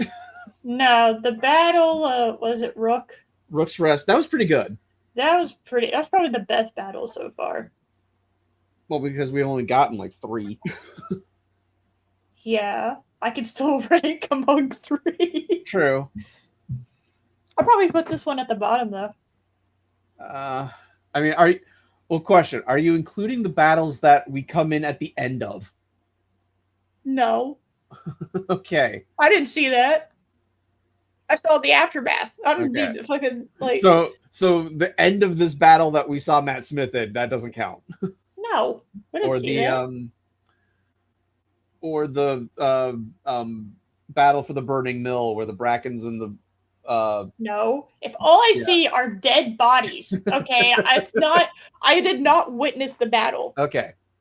Okay. Right. So that leaves. So that leaves when he attacked the Crab King guy. Rook's Rest and this one. Yeah, that's why it's at the bottom. I mean, yeah, that's fair. Yeah, I don't. Were there? I don't think there were any. We saw people prepping for battle. I mean, we've had skirmishes, but battles and skirmishes are not the same thing. True. I would say, was it Darren's death? Getting snapped up by Aemon? That was Luke's death. Luke, thank you. Yes. I would say that was a skirmish. Yes. That was not a battle, though. And it was mostly just due to Edmund was just trying to be a dick to his cousin, and eventually Atarax blasts fire in Vagar's face, and Vagar just went, "Oh no, you didn't." Oh no, you didn't. It's like, okay, you did not just do that. All right. You did not do that. And they both lost control of their dragons. That's what that really was. the way it's depicted in the show. Whereas like in the book, it's actually described as, no, they actually locked talons and went like to town on each other, and yeah, Vagar easily won. Like, well, you know, why would a tiny dragon lock talons with Vagar? That's just stupid. Yeah.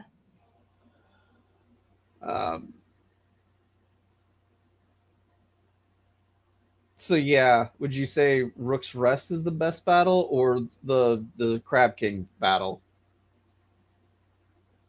Rook's Rest. Yeah. Because it was dragons. Yeah.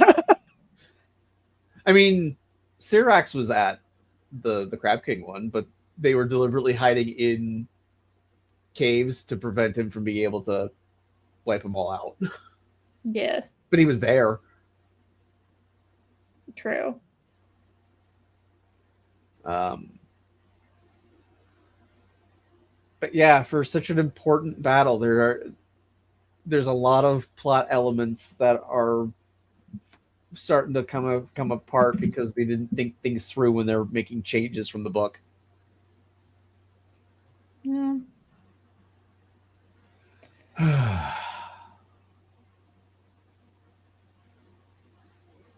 Well, that's all I got. Yeah, I got nothing else.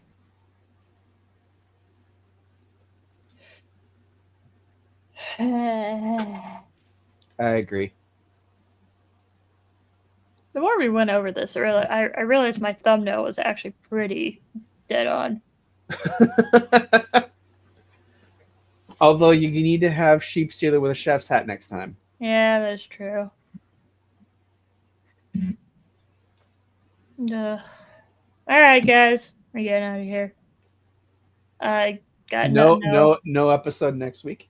No, we're celebrating 250 years of freedom. That our government's slowly taking away. And we will not be available as a result. And Rhaenyra with a wine-stained green dress. Let's be real. Allison would be wearing the wine-stained green dress. True. She is a redhead, so. That's true. Oh my god. What? That means Rhaenyra and Daemon are Lyra and Jon.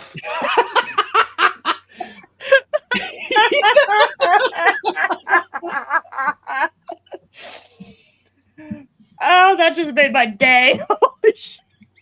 Oh, but that would also mean that Viserys would be Earl, and he's gone. He did die. What do you mean? He didn't die. He morphed into his final form with Arwen. Fair enough.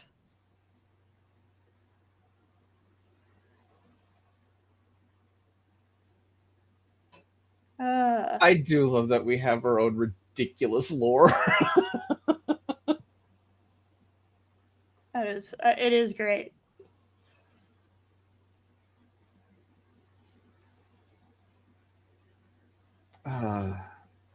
Remember when Silas just randomly showed up and betrayed everybody? Yeah. That would make more sense in House of the Dragon. It would make more sense. Yeah. All right. Well, we're gonna get out of here, guys. All right. Y'all have a good one. Happy 4th. We will see y'all for, I guess, was it episode 2 in a couple of weeks. Episode 2 and 3, technically, right? Technically. Do you want to do both? Or do you just want to do? Well, no, hold on. It depends how stupid the episodes are. Yeah. Well, actually, we also have to double check they are releasing it on the 4th. Hold on. Well, it would be the 5th. That's the... Well, yeah, the 5th. But I don't know if I would imagine they are. I don't know.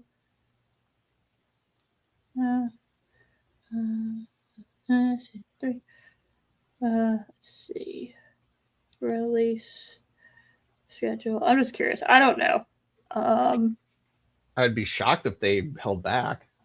They did on the 5th. Okay. I just wanted to make sure. Yeah. So okay. We might. I don't know. Do you want to do 2 episodes? I mean, we spent 3 hours talking about this one. So yeah. I don't know if you wanted. Do you just want to do 1 episode? Just. Well, it depends. If they follow the pattern that they've done, they'll have a huge battle and then they'll spend an entire episode talking about it.